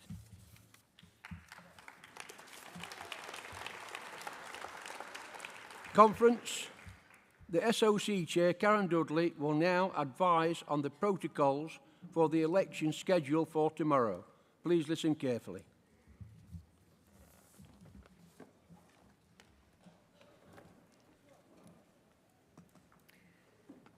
President, Congress, Karen Dudley, Standing Orders Committee Chair, moving SOC Report number 4. Emergency motions. The SOC has agreed a further emergency motion, and this is Emergency Motion 6 from London Region, EHRC Code of Practice consultation. The day and time that this will be heard will be advised as soon as possible. Election of President and Vice President. Congress, there will be elections for the President and Vice President tomorrow, Tuesday the 10th of June. The SOC has been advised that the elections will be contested. The procedure of for the election is set out in SOC Report number 1 at page 25 of your final agenda. The outline of the process is as follows. The General Secretary will announce the names of the candidates just prior to the close of business today. Tomorrow morning, each candidate will be entitled to make an election address prior to the distribution of ballot papers. The number of minutes allowed for this will be up to 5 minutes. Congress will be starting at 9 a.m. and the first item of business will be the election addresses. Following the guest speaker, the General Member Auditors will deliver ballot papers to each Regional Secretary, and the Regional Secretary will issue the ballot papers to each delegate who is entitled to vote. Ballot papers will be issued to CEC members by the General Secretary via the Executive Officer. Once completed, ballot papers should be placed in one of the 2 ballot boxes which will be placed on tables by the stage. Also by the platform at the front of the hall. The ballot boxes will be supervised by the General Member Auditors. Voting will close at 3:30 p.m. on Tuesday, the 10th of June, when the General Member Auditors will take the ballot papers and count the votes. The results will be announced to Congress after this. President, Congress, I formally move adoption of SOC Report number 4. Thank you, Karen. All agree on that report, please show. Any against? That's carried. General Secretary, can I ask you to take over?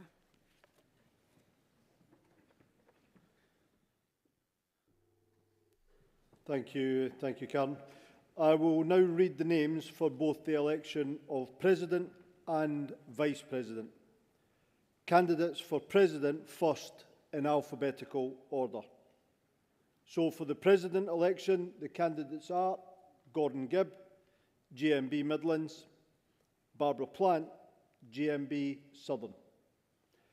For Vice President election, the candidates are as follows: Tracy Ashton, GMB Midlands, Kevin Buchanan, GMB Scotland, Sonia Davis, GMB Southern, Dave Douglas, GMB North East Yorkshire and Humber, Kevin Jones, GMB Wales and South West. The ballot paper tomorrow will have 2 candidates on the President ballot paper and 5 candidates on the Vice President ballot paper. Thank you.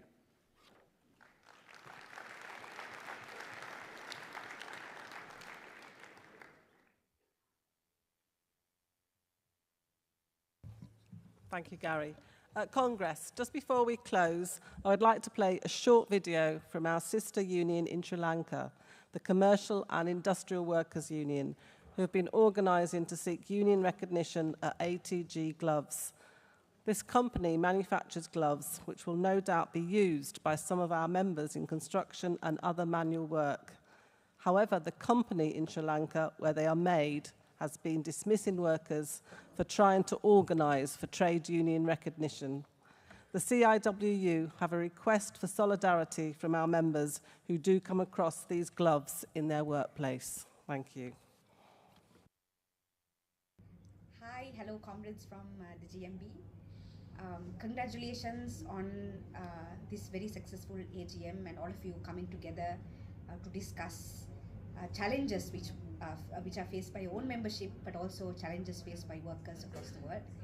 And I am joining in solidarity from Sri Lanka, from the Commercial and Industrial Workers Union.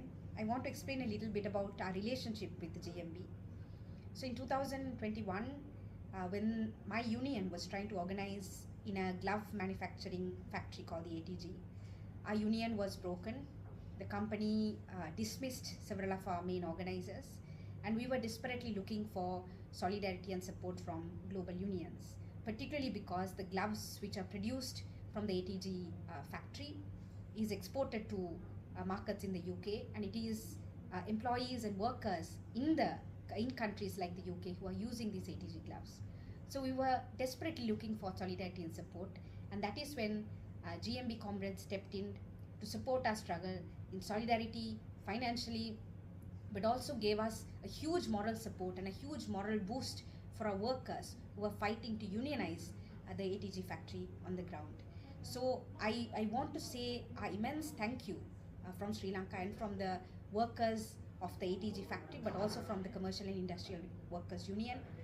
This kind of solidarity and support is what keeps us fighting despite the many challenges we face while we organize workers in the global south and in third world countries like Sri Lanka. So let us continue this relationship we have started over this struggle and build more solidarity actions together. And please let us know if you use ATG gloves in your workplaces, in your factories, so that perhaps we can build on solidarity action to support workers in Sri Lanka to unionize in the ATG factory. So I hope we can continue to work together. We can show mutual solidarity and support between both our work and between our workers, and we can continue this relationship, and we can fight many battles like what we are fighting with the ATG company. So thank you so much, and once again, good luck and congratulations.